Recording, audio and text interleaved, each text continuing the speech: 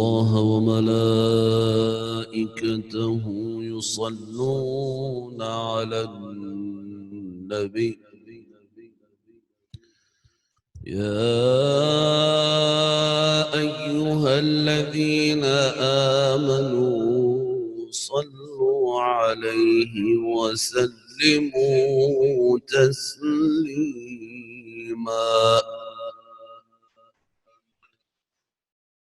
أعوذ بالله من الشيطان الرجيم. بسم الله الرحمن الرحيم.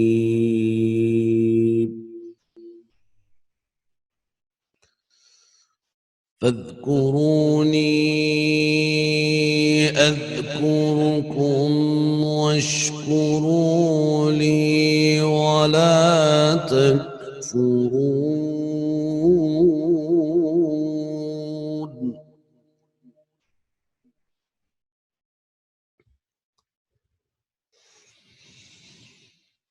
يا أيها الذين آمنوا استعينوا بالصبر والصلاة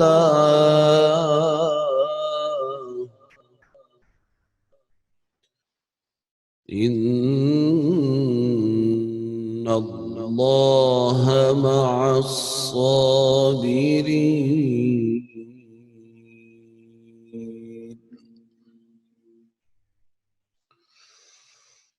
ولا تقولوا لمن يقتل في سبيل الله أموات بل أحياء ولكن لا تشعرون.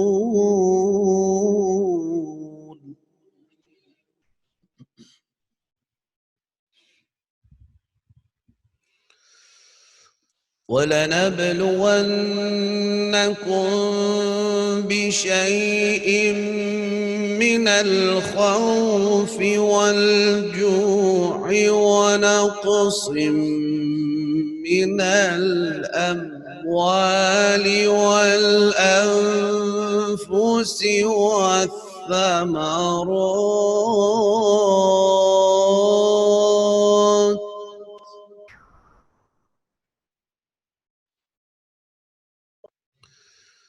وبشر الصابرين.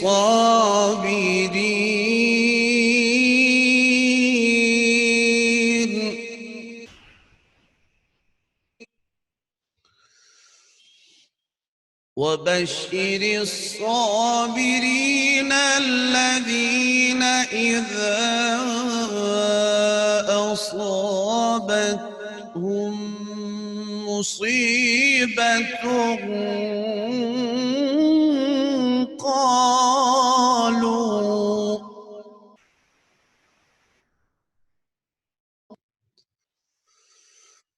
الذين إذا أصابتهم مصيبة قالوا إنا لله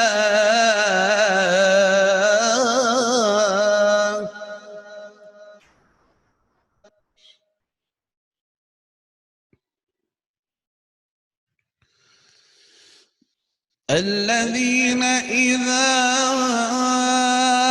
أصابتهم مصيبة قالوا إنا لله وإنا إليه راجعون.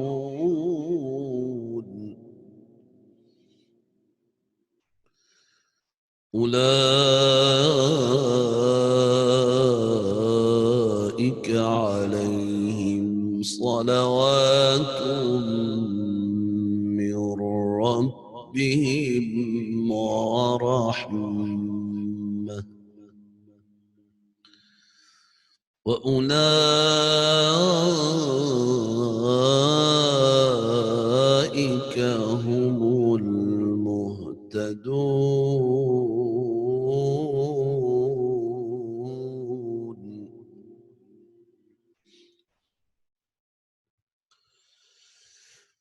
الذين إذا أصابتهم مصيبة قالوا إنا لله وإنا إليه راجعون.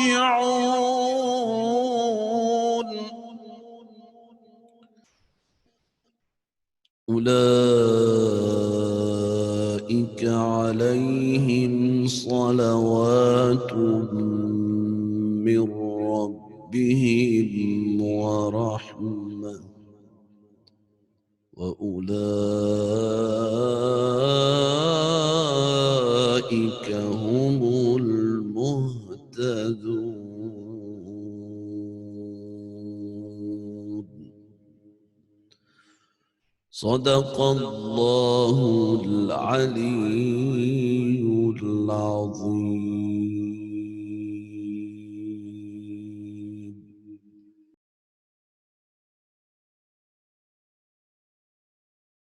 اعوذ باللہ من الشیطان الرجیم، بسم اللہ الرحمن الرحیم۔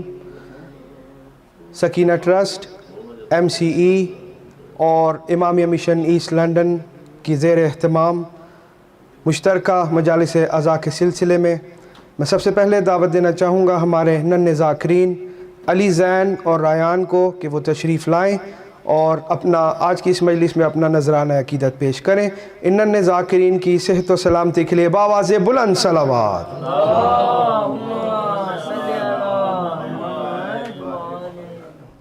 یا وجیہان عند اللہ اشفع لنا عند اللہ، یا وجیہان عند اللہ اشفع لنا عند اللہ۔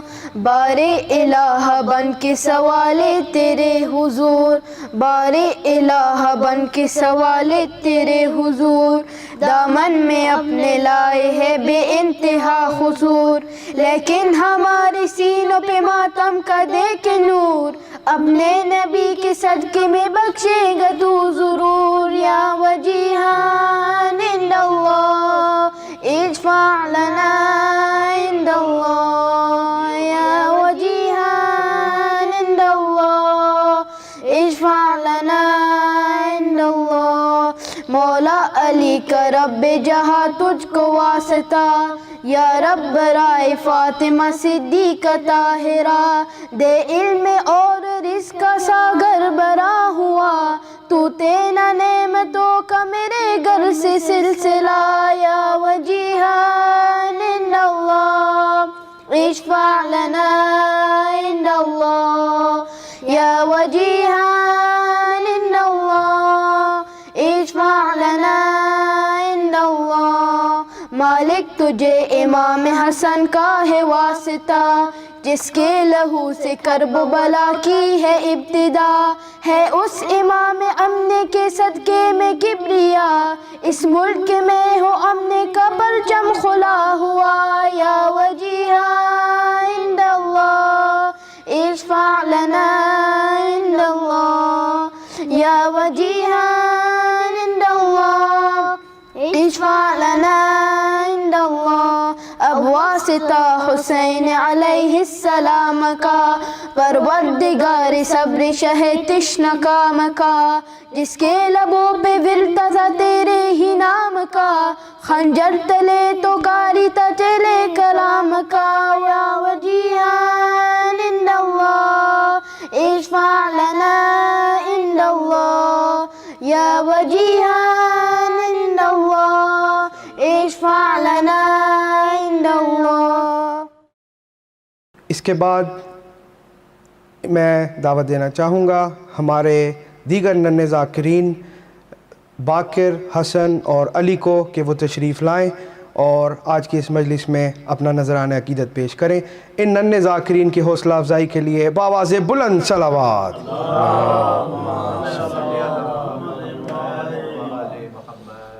اعوذ باللہ من الشیطان الرجیم، بسم اللہ الرحمن الرحیم۔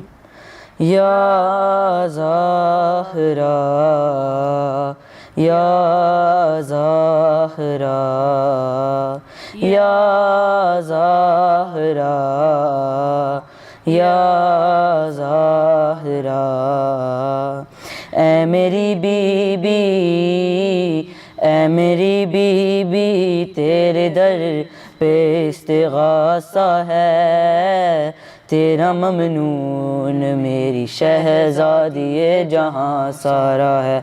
یا زہرا یا زہرا یا زہرا یا زہرا، تو ہمیں حفظ اور امان دے دے، اپنی چادر کا سائبان دے دے، تیری قدرت میں کیا نہیں بی بی، تو جسے چاہے دو جہاں دے دے۔ یا زہرا یا زہرا یا زہرا یا زہرا، اے میری بی بی، اے میری بی بی، آنسوؤں نے دعا مانگی ہے، تیری تسبیح پڑھ کے دل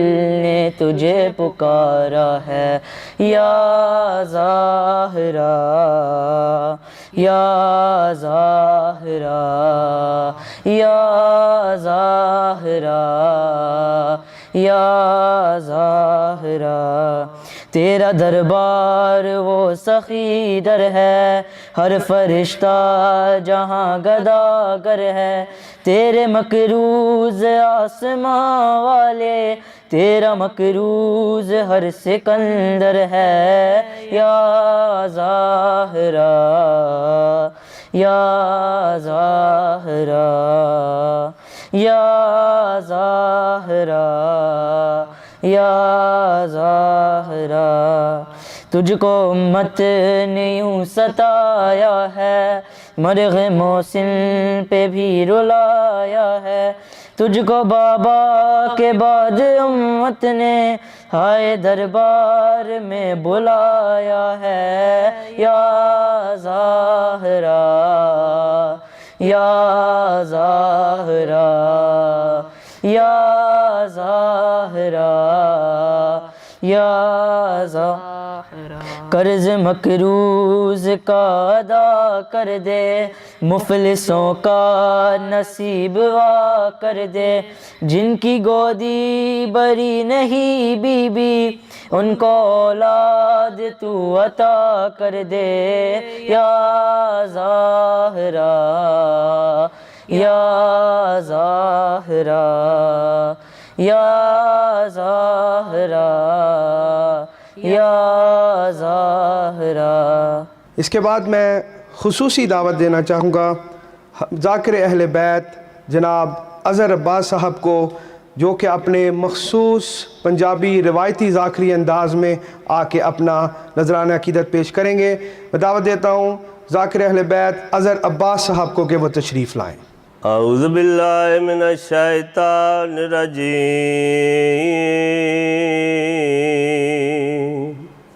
بسم اللہ الرحمن الرحیم۔ رسول عرش پہ خالق سے جا کے ملتے ہیں، آباد رہو سلامت رہو، نیاز حسین توجہ۔ رسول عرش پہ خالق سے جا کے ملتے ہیں، حسین کرب و بلا میں بلا کے ملتے ہیں، جیو آباد رہو۔ رسول عرش پہ خالق سے جا کے ملتے ہیں، حسین کرب و بلا میں بلا کے ملتے ہیں، بتانے آئے ہیں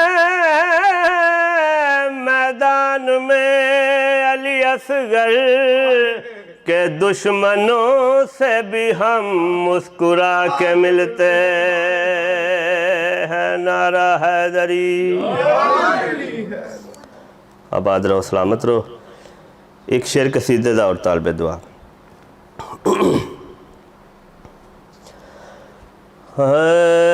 علی مولا ساڈا دین، علی مولا ایمان، علی مولا ساڈا دین، علی مولا ایمان، علی مولا ساڈی شان، علی مولا ساڈی شان، مینوں قسم علی دی ساڈی ایو پہچان،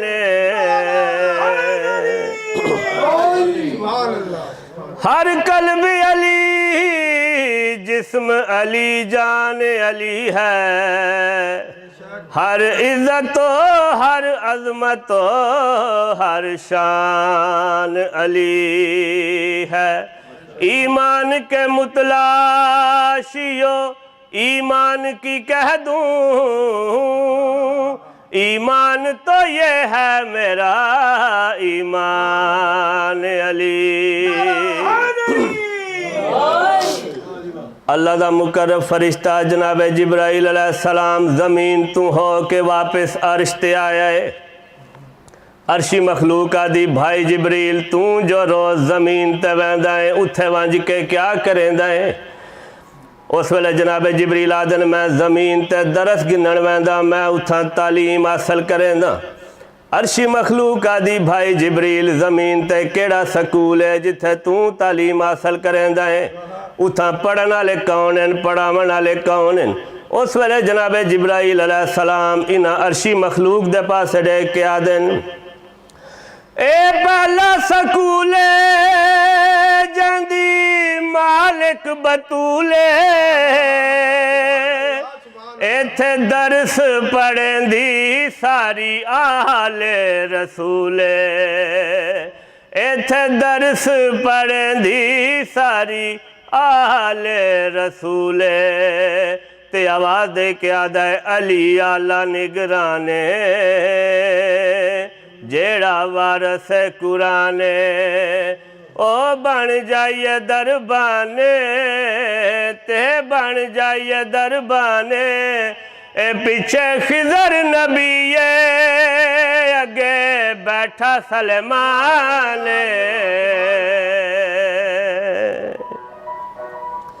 ایک دا ایک بیان اور طالب دعا۔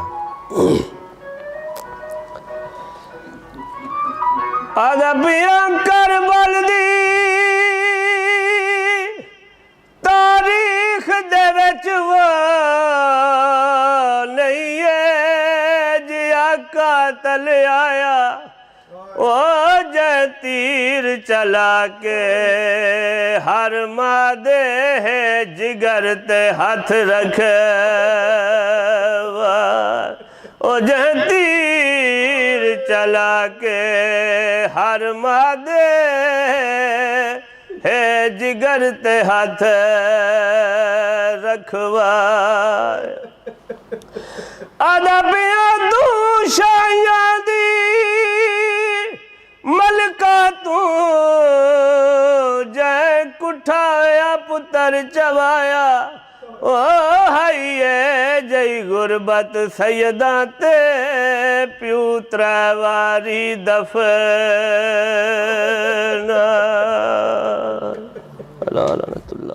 اس کے بعد میں دعوت دینا چاہوں گا ہمارے محترم ذاکر اہل بیت جناب سید اختر حسین شاہ صاحب کو کہ وہ آئیں اور ذکر اہل بیت علیہ السلام اپنی خوبصورت آواز میں ہم سب سے بیان کریں۔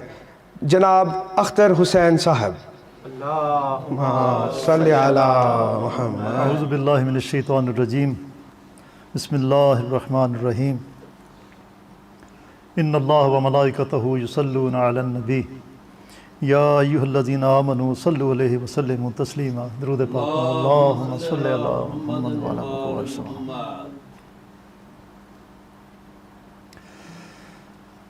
کہیں بنانے سے بنت رسول بنتی ہے، کہیں بنانے سے بنت رسول بنتی ہے،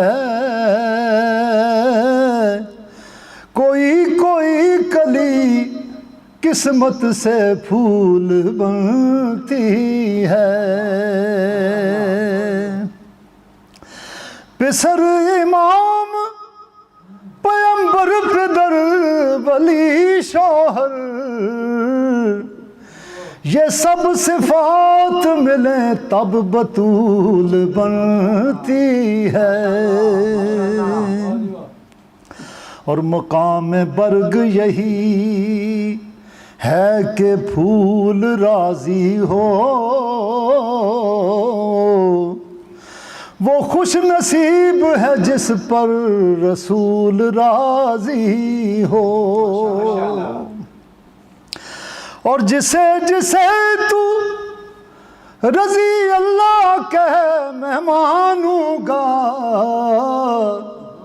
مگر یہ شرط ہے اس پر بطول راضی ہو. حاصل ہے بس تمہیں کو یہ اعزاز فاطمہ، حاصل ہے بس تمہیں کو یہ اعزاز فاطمہ، کہ خود ہی خدا اٹھائے تیرے ناز فاطمہ، خود ہی خدا اٹھائے تیرے ناز فاطمہ. تیرا ہی اس میں پاک ہے نیت نماز کی، تیرا ہی اس میں پاک ہے نیت نماز کی، یعنی ہے تو نماز کا آغاز فاطمہ، یعنی ہے تو نماز کا آغاز فاطمہ. خود ہی خدا اٹھائے تیرے ناز فاطمہ. وہ نظریں جھکا لو اپنی تم مجمع حشر، نظریں جھکا لو اپنی تم مجمع حشر، آئے گی تیرے واسطے آواز فاطمہ، آئے گی تیرے واسطے آواز فاطمہ. اسرا کی رات کون تھا چلمن بنا ہوا، اسرا کی رات کون تھا چلمن بنا ہوا، معلوم ہے تمہیں کو ہی یہ راز فاطمہ، معلوم ہے تمہیں کو ہی ये राज फातिमा। और आखिरी शेर है कि हाकिम तौफीक तौबाना फिर उसको मिल सकी, हाकिम तौफीक तौबाना फिर उसको मिल सकी। एक बार जिस पे हो गई नाराज फातिमा, एक बार जिस पे हो गई नाराज फातिमा, हाकिम तौफीक तौबाना वो फिर उसको मिल सकी। एक बार जिस पे हो गई नाराज फातिमा, यानी है तू नमाज का आगाज फातिमा, हासिल है बस तुम्ही को ये Ejaz Fatima.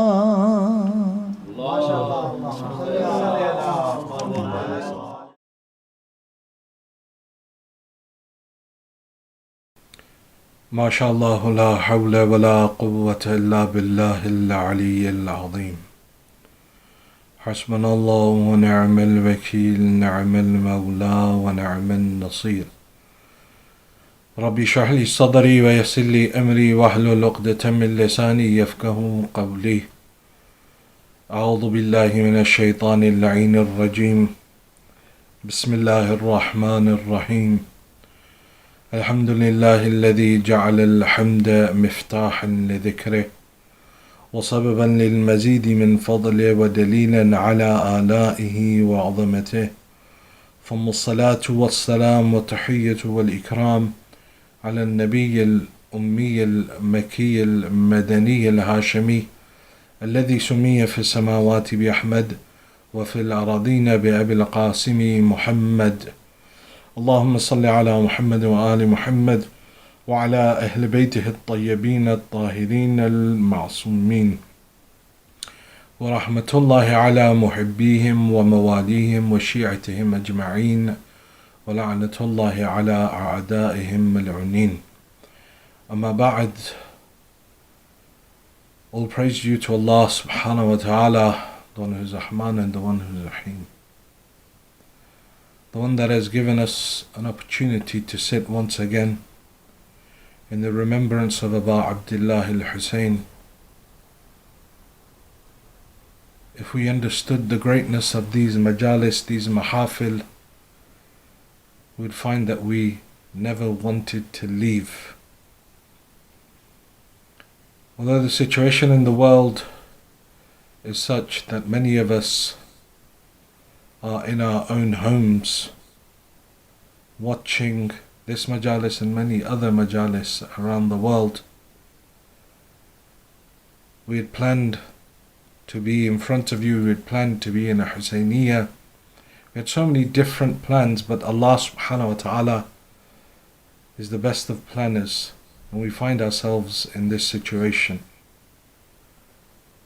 And all is not lost, as this in and of itself is for us a test and a learning curve, a development of our character, a development of our journey towards Allah subhanahu wa ta'ala.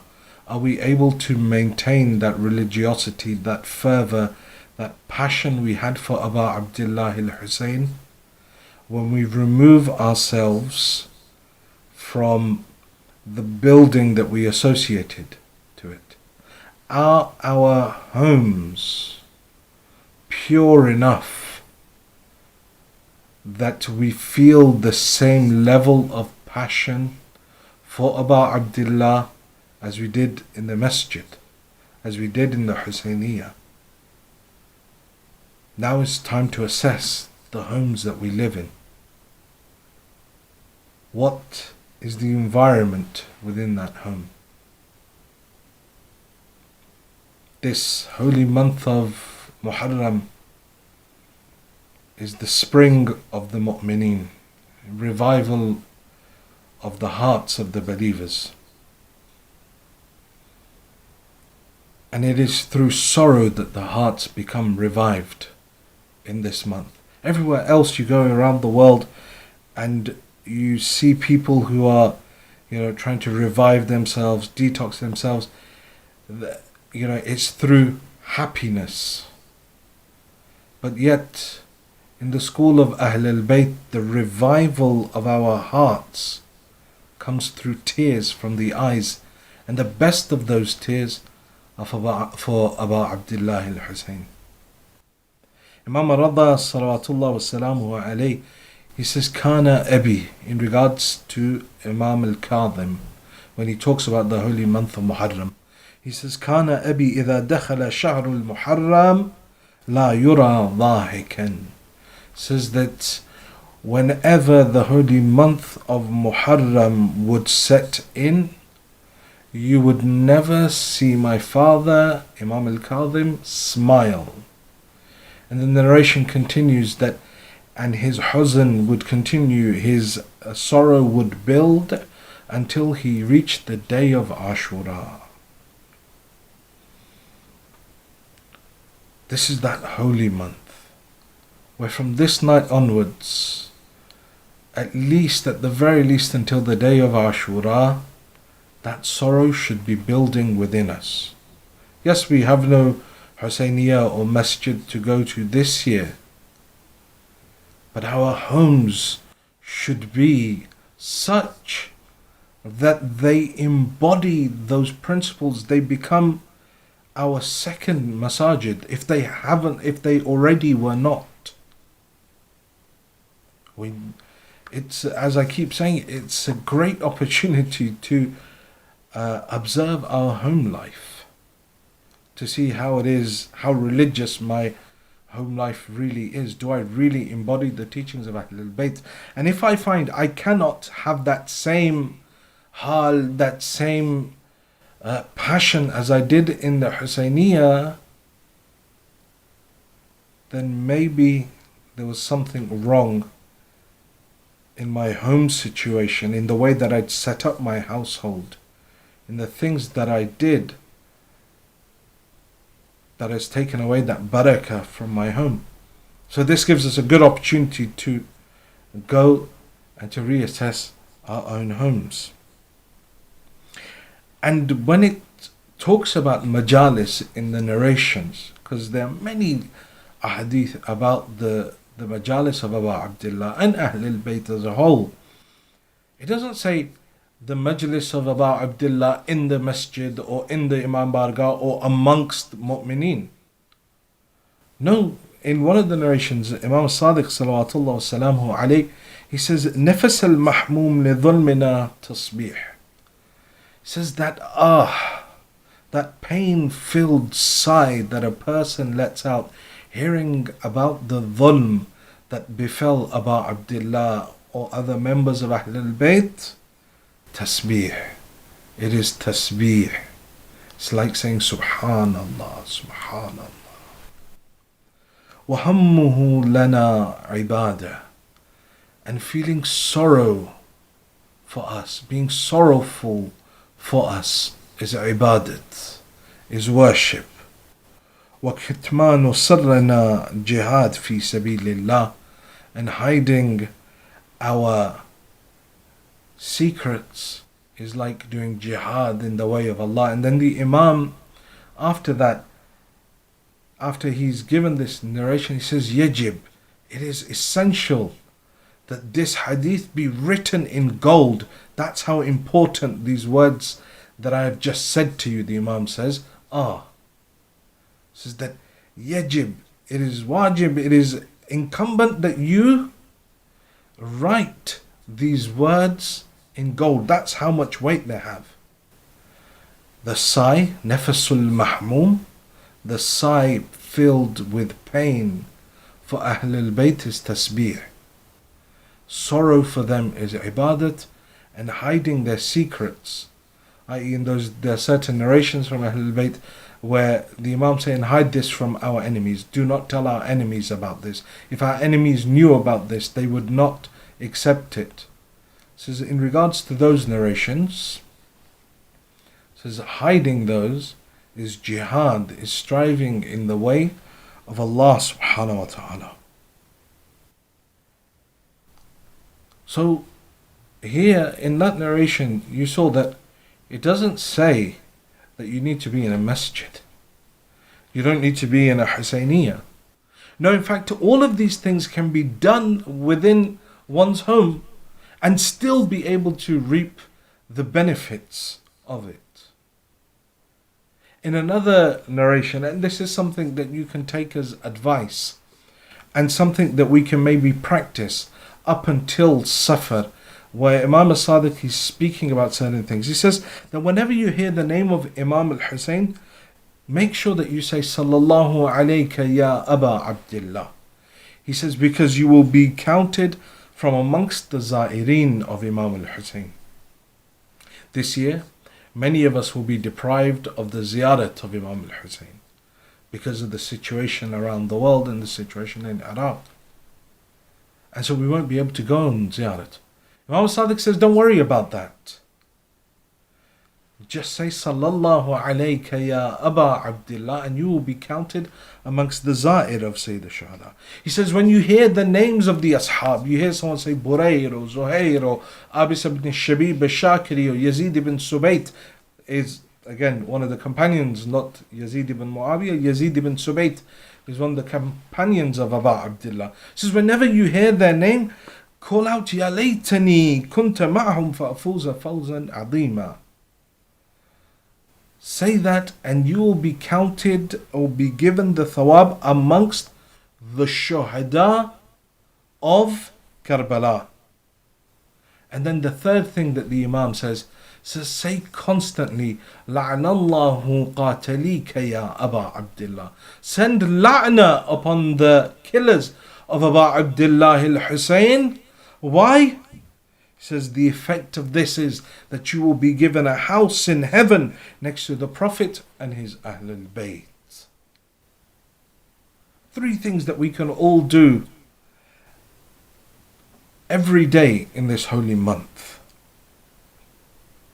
This is the importance of these majalis, these mahafil. You know, there are various narrations that talk about the majlis of Aba Abdullah and the effect that they will have on a person, or the benefits that will be given towards a person. And we can summarize them all very quickly in 7 major points. This is the first effect is, it is ibadat, as we already mentioned. The second is that it is dua, you gain the dua of Ahlul Bayt. Sayyidah Fatima alayha salam, she will do dua for those that mourn Aba Abdullah. The third thing is that the happiness of Ahlul Bayt, that Ahlul Bayt that were constantly pointing back towards Imam al-Hussein, constantly saying, remember Aba Abdullah. Imam al-Rada says to Rayyan ibn Shabib, says, Ya ibn Shabib, إِذَا كُنْتَ بَاقِيًا لِشَيْءٍ فَابْكِ لِلْحُسَيْنِ.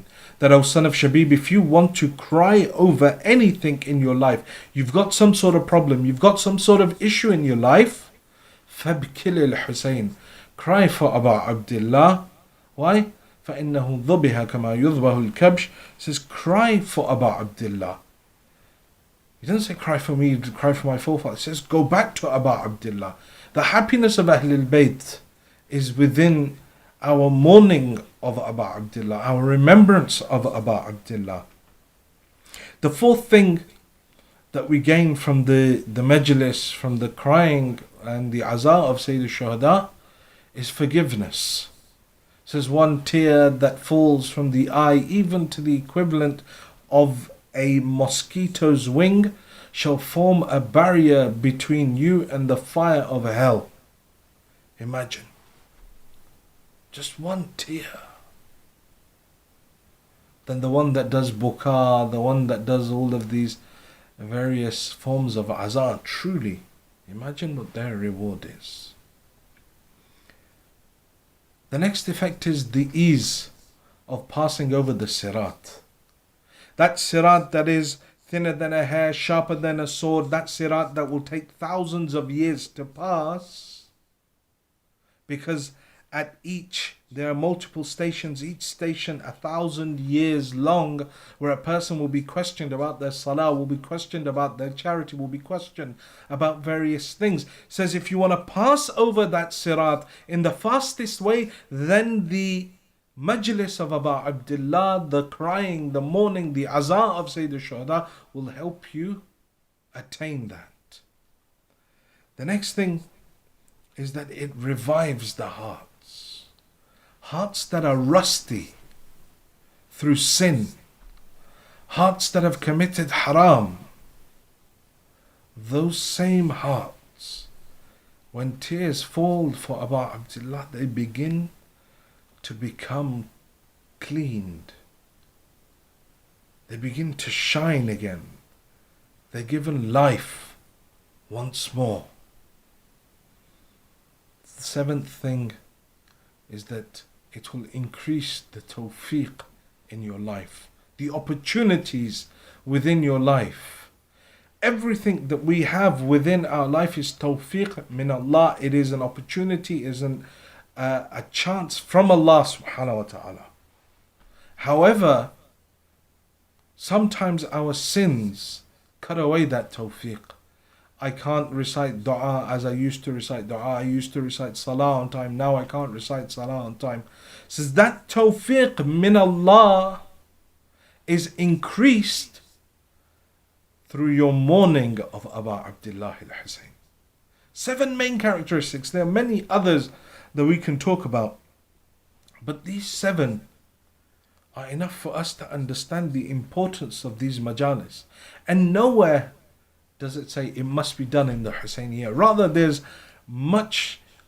more indication within the narrations of turning your homes into a Husayniyah. And alhamdulillah, this year Allah subhanahu wa ta'ala has given each and every one of us that tawfiq, that opportunity to turn our homes into a Husayniyah. This year's topic for our lectures, as was advertised, is hope and despair. In this post or during COVID world that we're living in, despair is commonplace and hope is difficult to come by.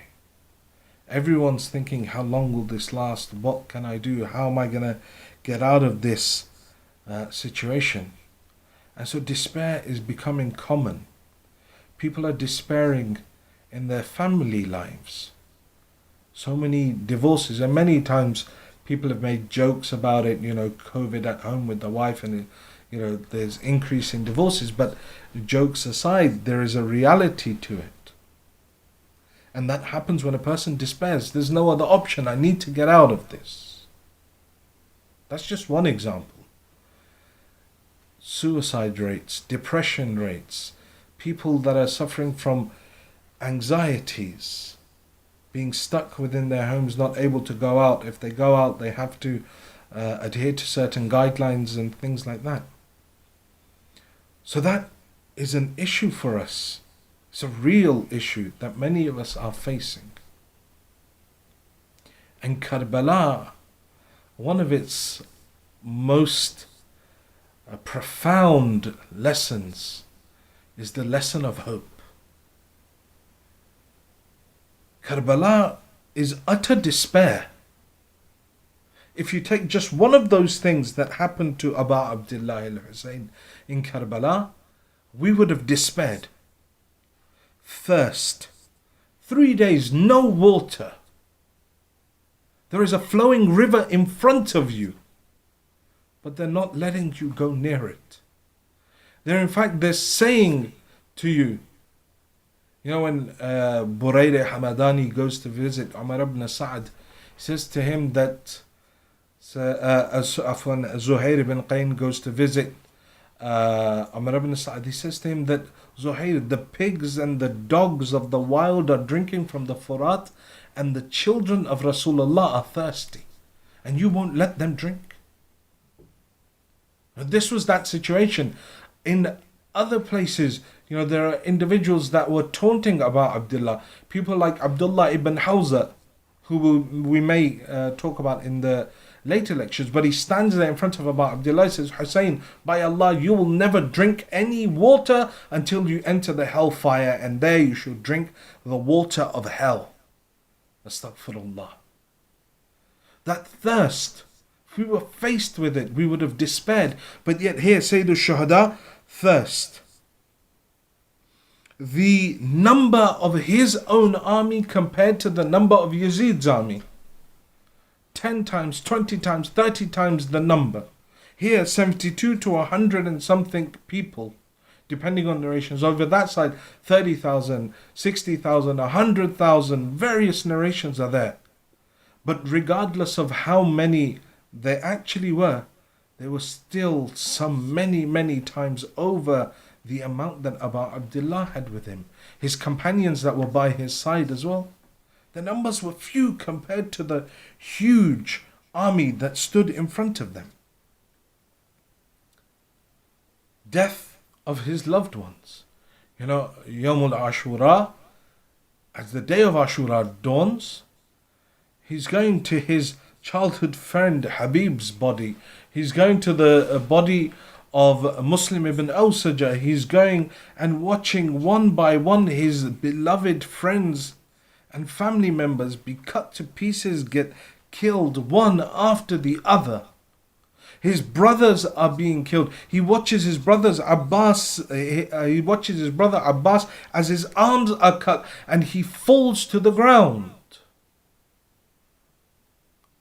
In that situation, I would have despaired. But Hussein is the figurehead of hope. Now he's going out, he's trying to change these people. 17 different khutbahs on the plains of Karbala Abu Abdullah gives. But no one listens. No one listens. Hatta Imam al-Sajjad, he says that كُلٌّ يَتَقَرَّبُ إِلَى اللَّهِ عَزَّ وَجَلْ بِدَمِهِ. Says that every single one of those individuals that stood against Imam al-Hussein in Karbala, they were all seeking nearness to Allah through spilling his blood. No matter what he said to them, how much he said to them, no matter what he showed them, there are so many different karamat. This same Abdullah ibn Hawza, when he says that to Abu Abdullah, Abu Abdullah turns to his companion and says, who is this? They say, Abdullah ibn Hawza. Abu Abdullah raises his hands and says, oh Allah, Huzhu bin nar, burn him with the fire. And at that moment, the horse of Abdullah ibn Hawza rears itself onto its hind two legs and throws him into the trench of fire that Abu Abdullah had dug around his tents. People saw this. An individual that was standing next to him says, Hussein, don't think this is because of your dua. This is just a fluke. It's just luck that it happened. It was his bad luck. His horse did that. People saw it. They denied it. If I'm standing there, I'm trying to go back and trying to, explain to people, and people are not listening, I would have despaired. But yet Abu Abdullah stands. He knows about the imprisonment of his women and children. He knows that they're going to die. Many of them after his death, these small children that are around, they will die. As they burn the tents and they run, and they will be crushed under the hooves of the horses. He looks at these women, his sisters, his family members, and knows that each of them will be imprisoned and taken from city to city, from Kufa to Sham, and made to stand in front of the drunkard, made to stand in front of people who will laugh at them. He knows all of this, but yet the very same, along with knowing this knowledge, Subh Ashur that Hussein comes out, looks towards the heavens. Ilahi anta thiqati fi kulli karb, wa anta raja'i fi kulli shidda. Says, my Lord, you are the one I depend on in every affliction, and I have hope of your blessing in every hardship. I have hope that you're by my side in every hardship. وأنت لي في كل أمر نزل بي ثقة وعدة. And in every difficulty with which I am faced, you, my Lord, are my only remedy and resort. Imagine the mountain of hope is Hussein. Abu Abdullah has so much itminan, so much trust in his Lord, that there is nothing that he can break, nothing that they can say that will break him. He has the hope in Allah. Allah is his hope in every situation. He knows he has Allah by his side. And then later on, he's given everything. There's no one left. He's watched each and every one of his companions fall. He's gone and he's fainted at the body of his son Ali Akbar.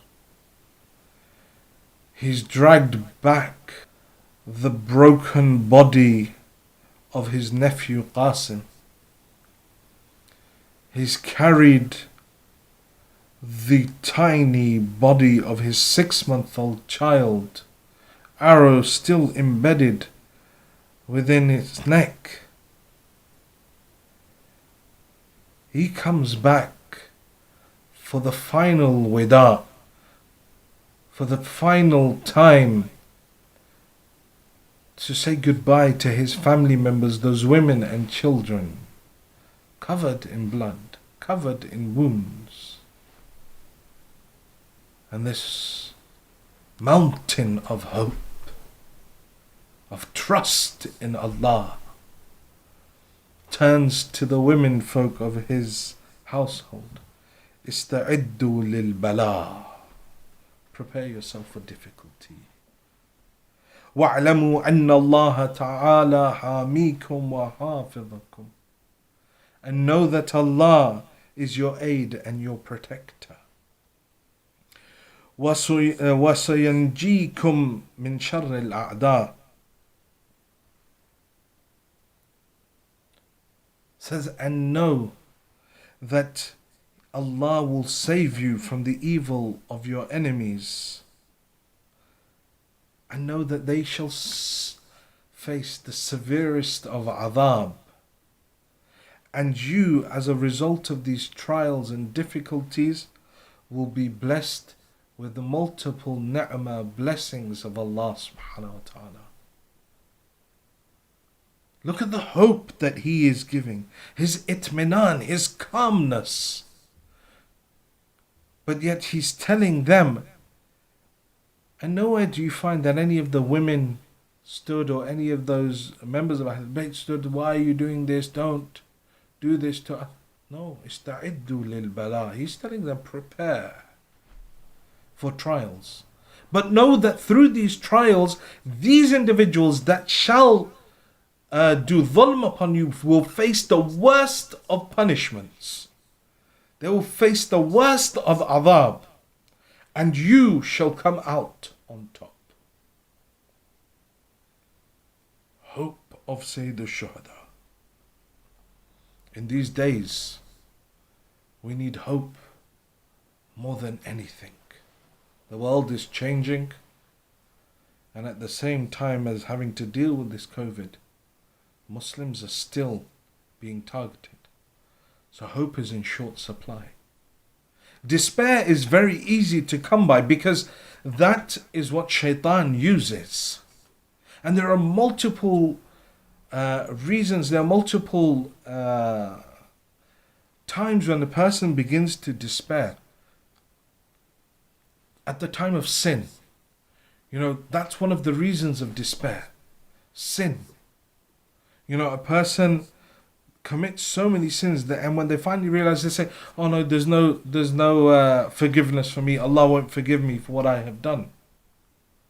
But yet Allah subhanahu wa ta'ala in the Holy Quran is saying, "Ya ibadi alladhina asrifu ala anfusihim, la taqnatu min rahmatillah."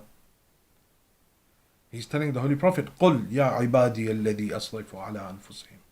Tell my servants that have been extravagant with themselves, la taqnatu min rahmatillah. Do not despair of the mercy of Allah, because Allah will forgive all of your sins.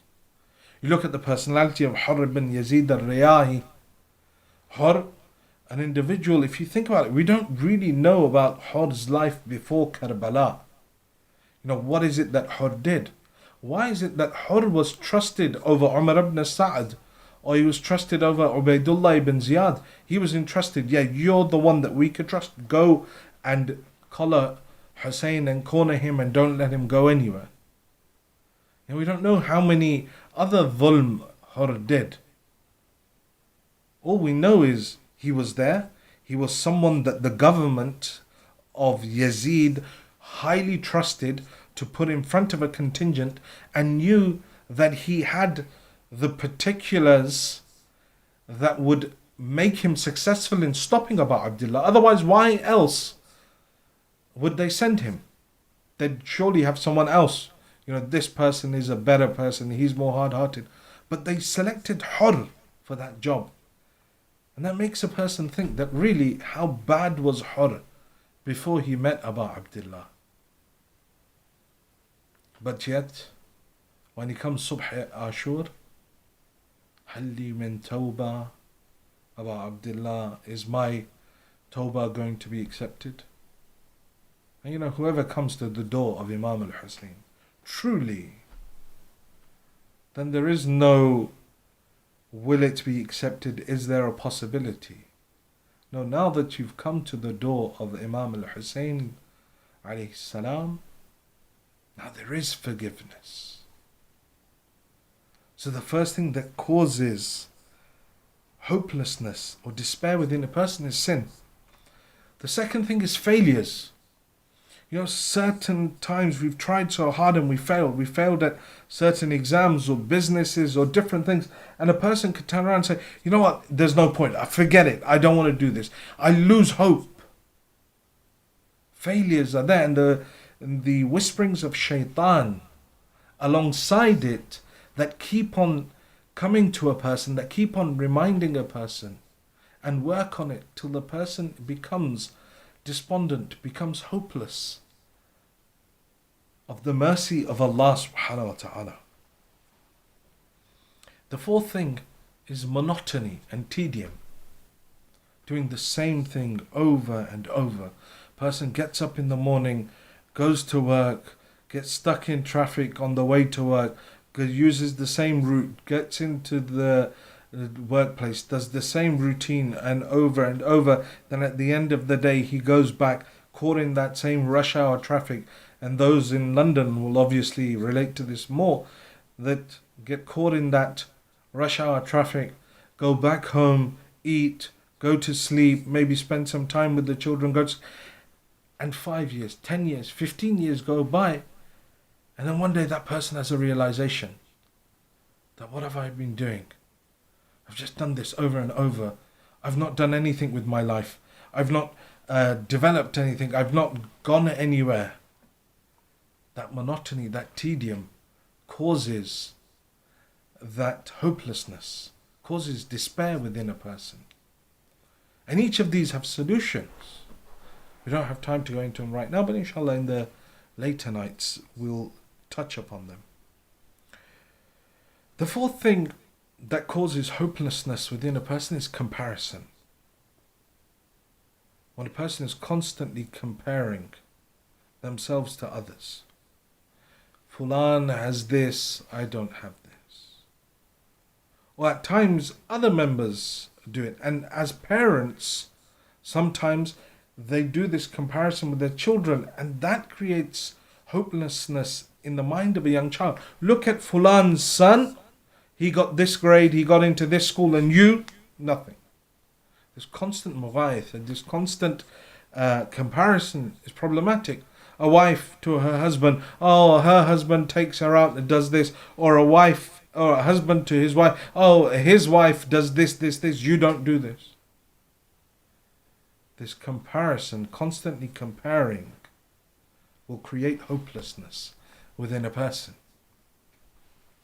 Non-fulfillment of dua.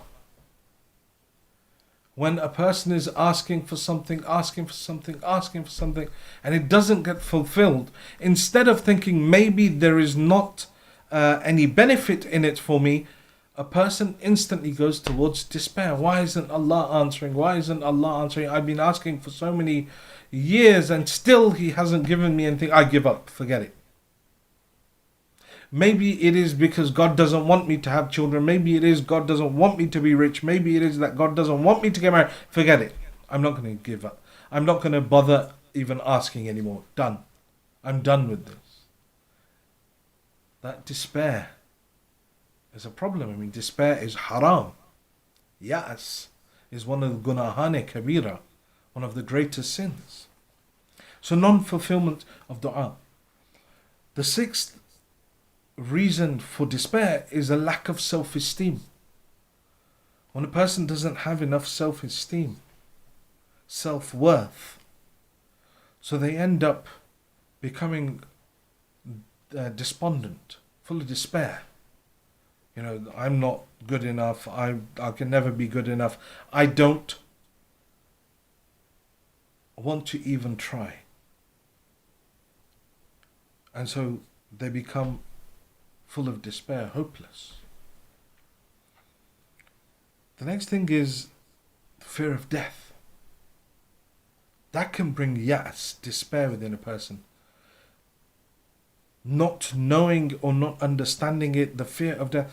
I knew of a case of a sister who was having crippling anxiety, having gone to a funeral of a close friend.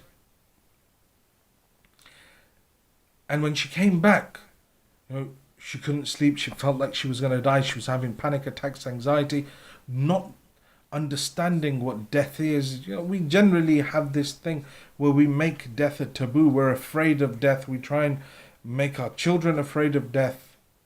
You know, and the society as a whole is, you know, a society of, you know, live like you're going to live forever. And so we have this aversion to death. And this fear crippled her to the point that she was in a state of ya'as, you know, a state of despair. Wouldn't pray, wouldn't fast, I can't do anything, it's not worth it, everything's going to end. So the fear of death is something that creates that despair within a person. Shortages in the world, you know, when something is running low, you know, famine, in times of famine, drought, you know, people become despondent. I can't get the food that I want. I can't, you know, you saw in the early days of the COVID where people going out and, you know, ransacking shops and taking everything. And in certain countries around the world, you know, essential supplies depleted. And that itself can cause despair within a person. Losses, when a person loses out, you know, invested money in something or you know, and that money went down the drain, you know, as a very simplistic example of loss. And now the person becomes despondent, becomes full of despair. And then the last thing is that causes despair within a person, and we will talk about creating hope in the coming nights, but I just wanted to highlight the causes of despair first. And the last one is projection or shifting the blame. You know, The problem is with me, but I just want to shift the blame on someone. And that eventually will cause despair within a person. You know, we say to someone, pray. It says, why are you telling me to pray? Why don't you go and tell someone else to wear their hijab? Or you tell someone, you know, hijab is wajib. Oh, why are you telling me to wear hijab? There are so many other hijabis that are doing haram out there. You know, this projection, shifting the blame from themselves, that this is someone else's problem, nothing to do with me. This will lead to ya'as. So hope is the topic of this year's first Ashra. And we're going to talk about it in more detail in the coming nights and relate it to Karbala and how we find it within the event of Karbala. In one of the narrations, a very beautiful one that appears in Bihar, they say that Amir al-Mu'mineen goes towards the Kaaba with some companions. And as they enter the precincts of the Kaaba, they see a young man and he's holding on to the cloth of the Kaaba. And Amir al-Mu'mineen holds back his companions. So just let's listen what he's asking for. And the dua that he asks, I mean, this is something that we can all memorize. The beauty in which he's asking, but at the same time, the hope that he has that Allah will answer. The absolute itminan that Allah will answer. His first dua is, Ya sahibul bayt, al-baytu baytuk, wal-dhayfu dhayfuk, wa-likulli dhayf qara. Says that, O Sahib al-Bayt, O the person, or the owner, O the owner of the house. Al-Baytu Baytuk. The house is your house. Wa-dhayfu dhayfuk. And the guest is your guest. Wa-likulli dhayfu ghara. And you yourself have said that take care of your guests. We have in riwayat that says when a guest comes to your house, put everything, whatever you have in front of that guest. Make sure that you are very hospitable to them. Be a good host. Whatever you have, place it in front of your guests for them to eat, for them to use. So this young man starts his dua like this. It says, فَجْعَلْ قَرَائِي مِنْكَ اللَّيْلَ الْمَغْفِرَةِ. Says, O Allah, so on this night, show me your hosting skills, or the way that you treat your guest. Through what? Al-Maghfirah, through forgiveness. Amir al-Mu'mineen turns to his companions. He says, look how beautifully he prayed. Look at what a beautiful dua he did towards Allah subhanahu wa ta'ala. By Allah, Allah has forgiven all of his sins. The second night, Amir al-Mu'mineen comes with his companions. And again, the same young man holding on to the door, the cloth of the Kaaba. Ya azizan fi izzik. فلا أعز منك في عزك عزني بعز عزك في عز. Says, O God who is Aziz, who is honorable, who is honored. And no one is more Aziz, no one more honored or honorable than you. O Allah, make me Aziz, make me beloved, give me Izzah through your Izzah. And what is the izzah in the eyes of Allah subhanahu wa ta'ala? He continues. He says, أعطني ما لا يعطيني أحد غيرك واصرف عني ما لا يصرفه أحد غيرك. He says, give to me that which no one can give anyone, and take away from me that which no one can take away from anyone. Amir al-Mu'mineen turns to his companion and says, did you understand what he asked for it. He said, no, Ya Ali, it was a very cryptic dua. You know, give me that which no one can give anyone, and take away from me that which no one can take away from anyone. Amir al-Mu'mineen said, it's simple, it's wadih. He says, Ya Ali, we don't know. What is it that he's asking for? He says, when he said, give me that which no one can give anyone, he says, he was asking for Jannah. That's in the hands of Allah. And take away from me Jahannam. And he says, by Allah, his dua has been accepted tonight as well. The third night, Amir al-Mu'mineen comes with his companions. Again, they find this young man holding on to the cloth of the Kaaba. Ya man la yahwihi al-makan wa la yakhlu minhu al-makan.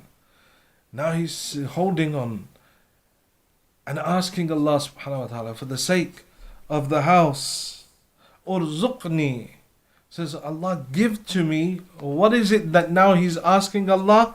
He says 4,000 dirham. First night, forgiveness. Second night, Jannah, and a distance from Jahannam. Now says 4,000 dirham. You can tell that he was in some sort of financial difficulty. Says, the 1,000 dirham, Ya Allah, I'm going to use for my mahar. I want to get married. The second 1,000 I will use for a house.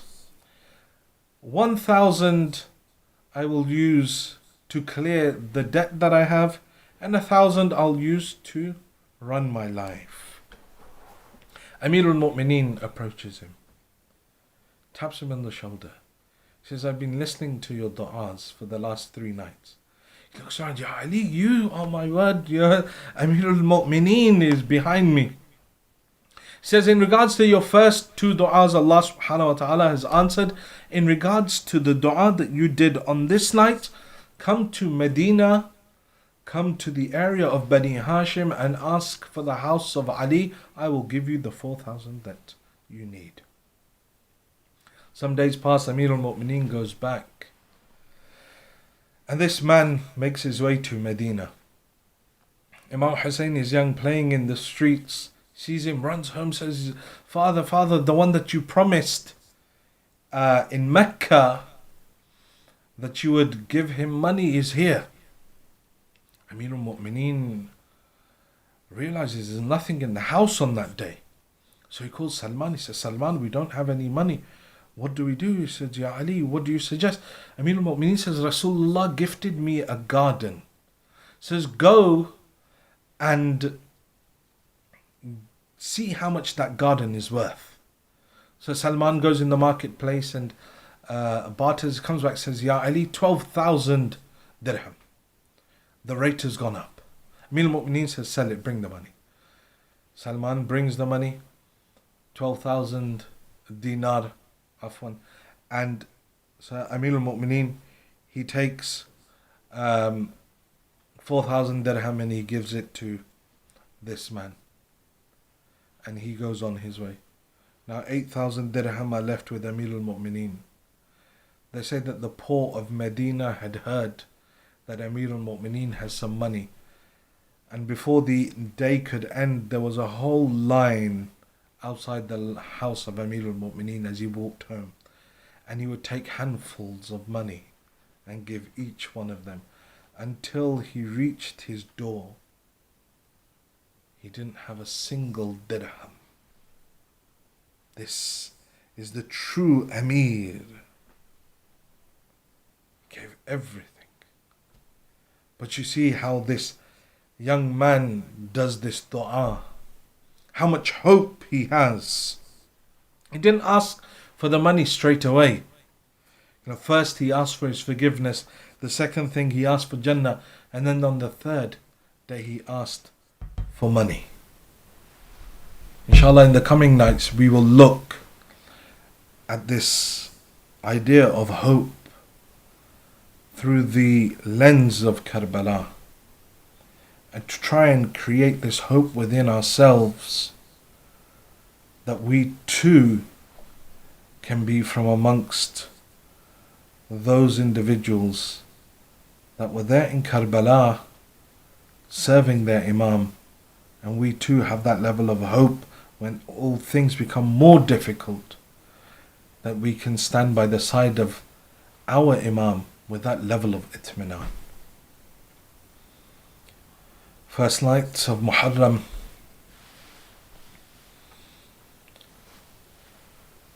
Abu Abdullah sacrificed many things. But the first thing that he sacrificed in a long line of sacrifices was his beloved city of his grandfather, Medina. The night where Abu Abdullah makes the intention to leave Medina, he goes to the grave of Rasulullah. There he begins to cry at the grave of his grandfather, falls asleep there. In his dream he sees Rasulullah, says, "Oh grandfather, take me inside this grave with you. I don't want to return back to the dunya. The people of this dunya, they're not treating me well. Keep me here." Rasulullah says to him, "Oh Hussein, you must go back, because there is a position for you in Jannah that you cannot attain except through Shahadat." But Abdullah wakes up, goes to the grave of his brother,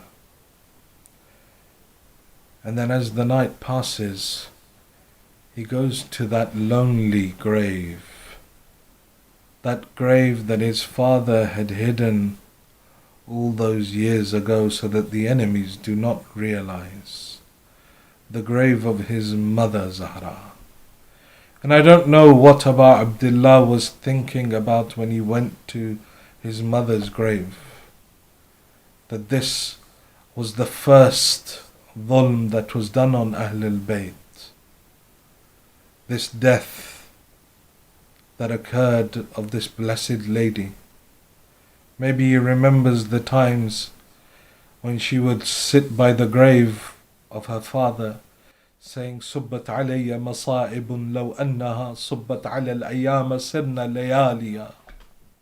That, oh father, if all these sorrows that had befallen me fallen upon the brightest of days, they would have become the darkest of nights. Maybe he remembers the burning door being kicked and his mother Zahra being crushed behind it. Or maybe he remembers the time when his father Ali came running out from the room and he began wailing loudly, and they asked him, "Ya Ali, you are the one that told us not to cry loudly. Why is it that you're crying so loud yourself?" He says, "No, today I have realized those wounds that Zahra hid from me, that broken rib, that arm that was whipped. Today Ali has seen what Zahra went through." Or maybe he remembers the time where Amirul Mu'mineen is placing the body of Zahra inside the grave. "Nafsi ala zafaratiha mahbusatun. Ya laytaha kharajta ma'a zafarati. La khair ba'daka fil hayati. Wa innama makhafata an tatula hayati." Where he places the body of Zahra in, and there he sits by the grave. "Nafsi, how I wish that I too had died with you today, Zahra. Oh Zahra, what pleasure is there left in this world after you? La khair ba'daka fil hayati. There's no good left for Ali in this life after you. My only fear is that I must live in this world without you." Abu Abdullah, all of these emotions going through his mind as he sits by the grave of his mother, and now to be separated from that grave. He leaves there the next day. They prepare to leave Medina. Sayyida Zainab comes, Kulthum comes. On one side is Abbas, on the other side is Qasim. Ali Akbar is there, Aun and Muhammad are there. Abu Abdullah himself is there. and the daughters of Ali and Zahra are leaving Medina, surrounded by their men, surrounded by these soldiers, surrounded by this Imam, and they're all going there. They are surrounded on every side, protected on every side by the lions of Bani Hashim. But sometime later, when these very same women return and Kulthum sees the walls of Medina, she cries out, Ya Medina tujaddina la taqbalina. O Medina of my grandfather, do not accept us. For when we left, we had all our men and sons with us. But now when we return, there is no one with us. When they now return, these women of Ahl al-Bayt, aged, having wounds upon their body from the whips and the ropes, they come and sit outside of Medina. Bishr ibn al-Hadlam comes to Imam al-Sajjad. Imam al-Sajjad says to him, Bishr, you recite poetry. Go inside Medina and tell them what has happened. Bishr enters into Medina. He calls out, Ya Ahla Yathrib la muqam lakum biha. قتل الحسين فأدمعي مدرار الجسم منه بكربلاء مضرج والرأس على القناة يدار. He says, oh people of Yathrib, oh people of Medina, this is no longer a place for you to live. قتل الحسين فأدمعي مدرار. They've killed Hussein, that's why I, Bishr, am crying. الجسم منه بكربلاء مضرج. His body lies in Karbala, cut to pieces under the hooves of the horses. والرأس منه على القناة يدار. And they've taken his head and paraded it around the cities. ألا لعنة الله على القوم الظالمين.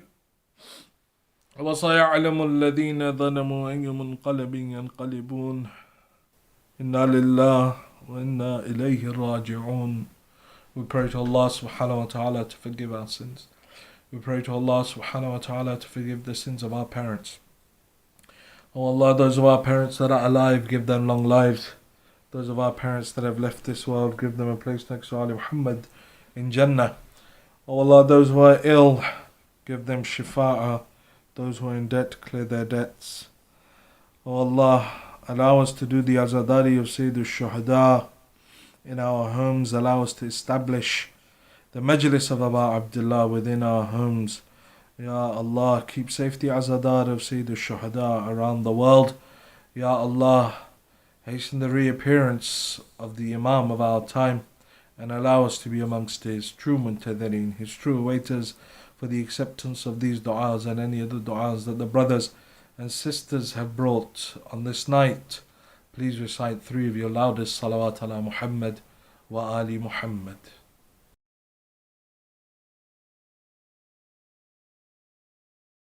رب العالمين والصلاة والسلام على سيد المرسلين محمد المصطفى صلى الله عليه وآله الطيبين الطاهرين المعصومين. معزز سامعین و ناظرین، السلام علیکم ورحمۃ اللہ وبرکاتہ۔ میرا نام محمد جعفر شاہ ہے۔ میں سکینہ ٹرسٹ کی ایگزیکٹو کمیٹی کا چیئرمین ہوں اور آج آپ کے سامنے سکینہ ٹرسٹ کی زبان بن کے آپ سے مخاطب ہوں۔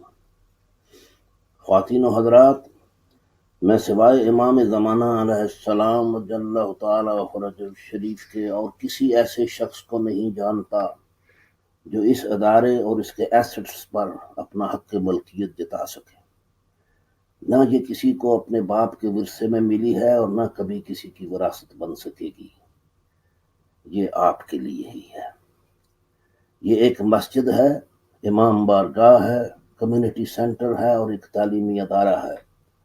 ہم حسب توفیق اگر مینجمنٹ ہیں تو اس کے رضاکار خادم ہیں، اور اگر عبادات یا علم و آگہی کے لیے یہاں آتے ہیں تو اللہ اور معصومین کے مہمان ہیں۔ مالک کا کرم ہے کہ اس نے ہمیں اس ملک میں اس نعمت سے نوازا تاکہ ہم اپنے آپ کو اور اپنے متعلقین کو اس معاشرے میں رائج الوقت طوفان بدتمیزی کی باد سرسر سے بچا کے صراط مستقیم کی ٹھنڈی چھاؤں کے نیچے مقیم ہو جائیں، شاہراہ معصومین علیہم السلام پر اطمینان اور عافیت سے گزرتے ہوئے باب العلم تک پہنچ جائیں، دق الباب کریں اور امام کے اذن سے شہر علم میں داخل ہو کر اپنے مقصد حیات کو پالیں۔ خواتین و حضرات، ہم نے جن پاکیزہ ہستیوں کا دامن پکڑا ہوا ہے، ہماری نسبت ان کی طرف ہے۔ ہمیں دنیا کے چمتکار اور شیاطین کے وسوسے سیدھی راہ سے نہیں ہٹا سکتے۔ سکینہ ٹرسٹ اور اس جیسے ادارے، ہمارے علماء اور ان کی مسلسل دی جانے والی تعلیمات اس بات کا اعلان ہیں کہ اصل دین آج بھی زندہ ہے۔ صرف حسن نیت، صدق نیت، خلوص نیت کے ساتھ کوشش کریں، انشاءاللہ آپ کو مل جائے گا۔ دشمن چاہے کچھ کر لے، ہمیں گمراہ نہیں کر سکتا۔ پچھلے زمانوں میں ہمیں تیر و تفنگ اور تلواروں سے اپنا بچاؤ کرنا پڑتا تھا، آج ہمیں نظریاتی محاذ پہ للکارا جا رہا ہے۔ پہلے ہم پہ باہر سے حملے ہوتے تھے، آج دشمنوں نے ہمارے نوجوانوں کو نشانہ بنایا ہوا ہے۔ ان کی علمی ناپختگی کی وجہ سے ان کو نئی نئی پٹیاں پڑھائی جاتی ہیں اور سیدھی راہ سے ہٹایا جاتا ہے، اور اس طرح سے ان کے عقیدے کو برباد کیا جاتا ہے۔ اگر سکینہ ٹرسٹ اور اس جیسے ادارے اپنی تعلیمی سرگرمیوں سے اس فضول اور ظالمانہ سوچ کے آگے بند نہ باندھیں تو شیعہ قوم کے پچھلے 1400 سال کی قربانیاں رائے گاہ جائیں گی۔ میں جانتا ہوں کہ ایسا نہیں ہو سکتا، لیکن دشمن تو یہی چاہتا ہے۔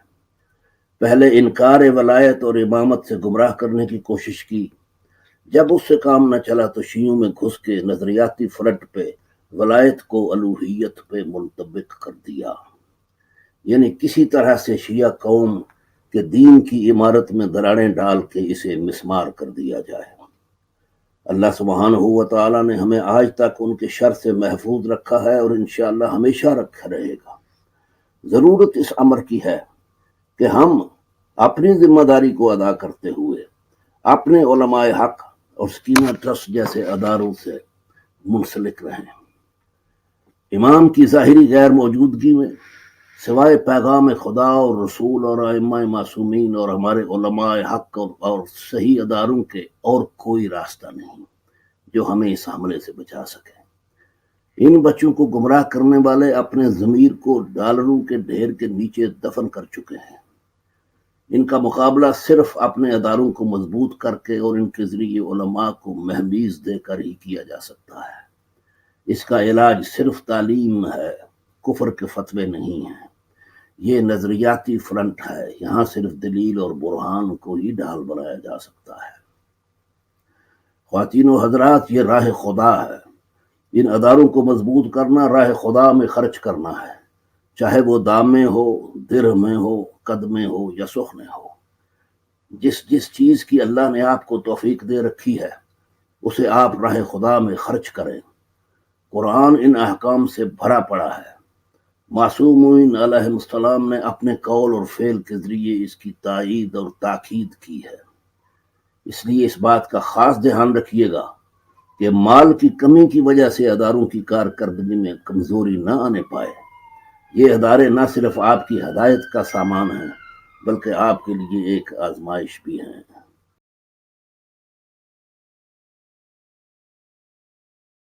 اعوذ باللہ من الشیطان الرجیم، بسم اللہ الرحمن الرحیم۔ الحمد للہ الذی نور قلوب العارفین بنور معرفتہ واثبت فؤاد انبیائہ و اولیائہ بقصص الانبیاء والمرسلین واکمل ایمان المسلمین والمؤمنین بولایت علی امیر المؤمنین علیہ السلام۔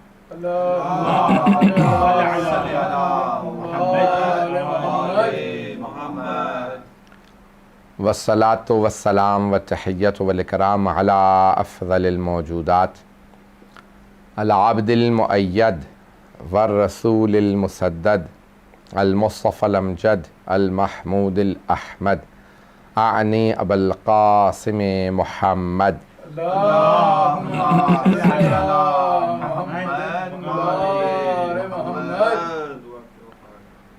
वअला रूहिही व नफ्सिही व सहरिही व वसिय्यिही सय्यदिल अत्क़ियाअ वल अस्फ़िया मौलल मवाली इमामिल मुत्तक़ीन अली इब्न अबी तालिब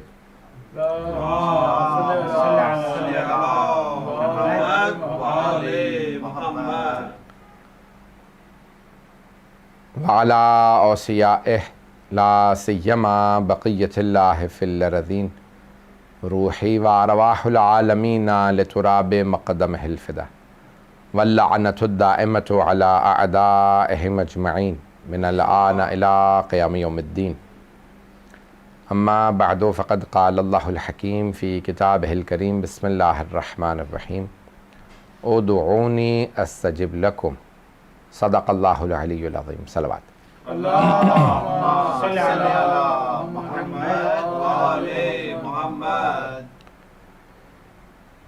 दुआ के उन्वान से आपकी खिदमत में ये मजालिस जारी हैं।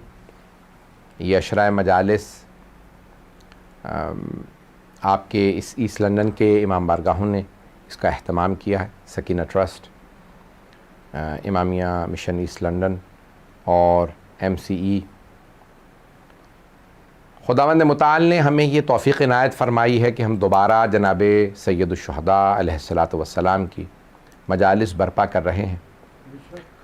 और मुहर्रम अल्लाह सुब्हानहु व तआला ने एक ऐसा महीना जिसको मुहर्रमुल हराम यानी बाहुरमत महीना कहा जाता है, हराम से मुराद यानी बाहुरमत, जिसकी हुर्मत और एहतराम बहुत ज़्यादा है।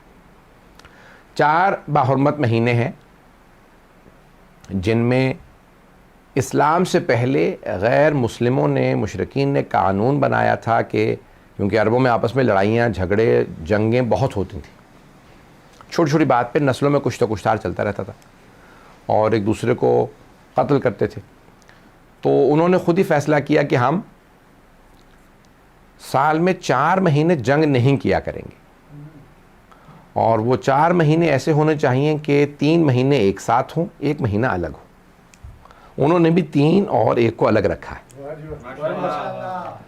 तो 3 महीने जो हैं एक साथ और 1 महीना अलग। वो जो 3 महीने उन्होंने एक साथ रखे थे वो थे ज़िलक़ाद, ज़िलहिज और मुहर्रम। मुहर्रमुल हराम, ज़िलक़ादतुल हराम, ज़िलहिज्जतुल हराम, ये 3 महीने साथ हैं और 1 अलग है, वो है रजबुल मुरज्जब। तो ये 4 महीने जिसमें वो उन्होंने फ़ैसला किया हम जंग नहीं करेंगे। इस्लाम ने आने के बाद इसी कानून पे इम्ज़ा कर दिए और कहा ये कानून सही है, इस कानून को ऐसा ही रखा जाए कि साल में 4 महीने जंग ना हो। तो जंग सिफ़ीन हुई, मौला ने वहाँ पे जंग रोक दी कि नहीं, अब रजब का महीना आ गया, जंग रोक दो। फिर ज़िलक़ाद से 3 महीने जंग नहीं की। तो इस्लाम से पहले का कानून था कि मुहर्रम में जंग नहीं होगी और यजीद को इस्लाम का तो पास था ही नहीं, इस्लाम से पहले का अरबों के कानून का भी पास नहीं था। उसने मुहर्रम पे हुसैन इब्न अली का खून बहाया।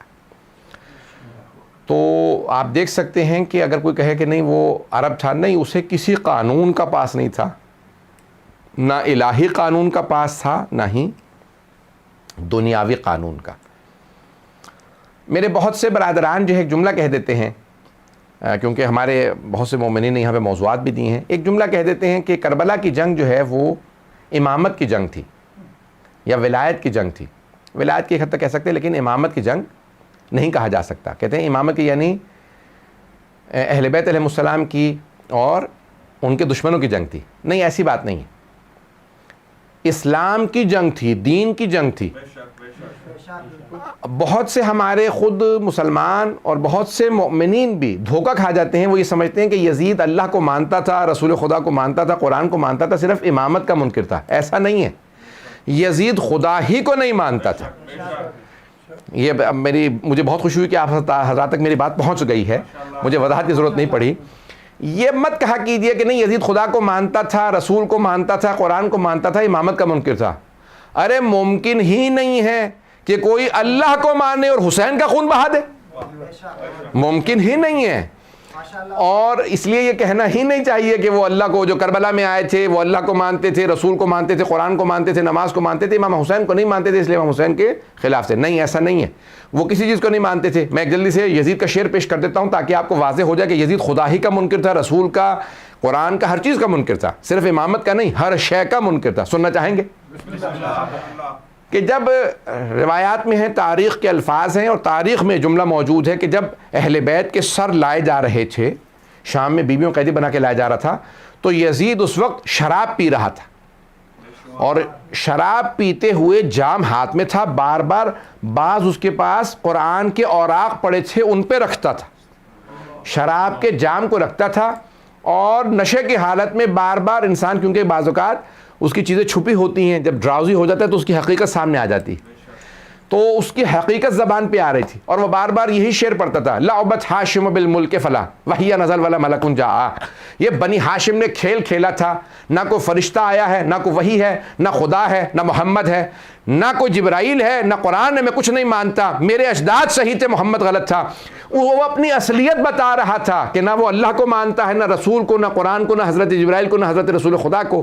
تو خبردار کوئی یہ نہ کہے کہ نہیں وہ اللہ رسول کو مانتا تھا, قرآن کو مانتا تھا. یہ دھوکہ ہے جو بہت سے یزید کے ماننے والوں نے دیا. بات واضح ہو رہی ہے؟ یہ یزید کے ماننے والے ہیں وہ کہتے ہیں نہیں وہ اللہ رسول کو مانتا تھا, اس سے غلطی ہو گئی, اس نے حسین کو مار دیا. غلطی نہیں ہوئی, وہ دلی لحاظ سے, جسمانی لحاظ سے, نفسیاتی لحاظ سے, ہر لحاظ سے کافر تھا اور وہ بالکل کچھ نہیں مانتا تھا. یہ مت کہا کیجئے کہ امامت کا منکر, نہ ایسا خدا کو نہیں مانتا تھا, رسول کو نہیں مانتا تھا, کچھ نہیں مانتا تھا. اور اس کے اشعار گواہ ہیں جو شیعہ سنی مورخین نے لکھے ہیں کہ وہ باقاعدہ رسول خدا تک کا, حضرت علی کا, سب کا تمسخر کرتا تھا, مذاق اڑاتا تھا, حضرت جبرائیل کا, قرآن کا.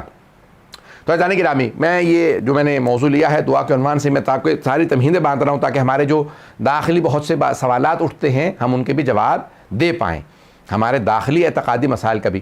تو اب یہاں پہ ہم نے کل بات کو روکا تھا, میں وہیں سے بات کو آگے بڑھانا چاہتا ہوں کہ دعا قبول کیوں نہیں ہوتی. بات ذہنوں میں ہے کہ دعا قبول کیوں نہیں ہوتی. تو بہت سے اس کی علل و اسباب ہیں, بہت سی چیزیں ہیں. ہم نے کہا تھا کہ حلال رزق پہلی شرط ہے, ماں باپ کی فرما برداری ان کو راضی رکھنا دوسری شرط ہے, خونی رشتہ داروں کے ساتھ تعلق واسطہ رکھنا تیسری شرط ہے. شرائط ہیں, دعا ضرور قبول ہوگی, لیکن انسان یہ بات سوچ لے کہ بھی مجھے کاموں کو صحیح کرنا ہے تو پھر خود بخود دعا قبول ہو جائے گی. اب ان میں سے ایک بات یہ ہے, معصوم فرماتے ہیں دعا حجاب میں رہتی ہے کہ جب تک دعا سے پہلے اور بعد میں صلوات نہ پڑھی جائے, کیونکہ صلوات ہر حالت میں قبول ہے. اللہم صلی علی محمد. صلوات جو ہے وہ ہر حالت میں قبول ہے, اور دلیل کیا ہے ہر حالت میں قبول ہے؟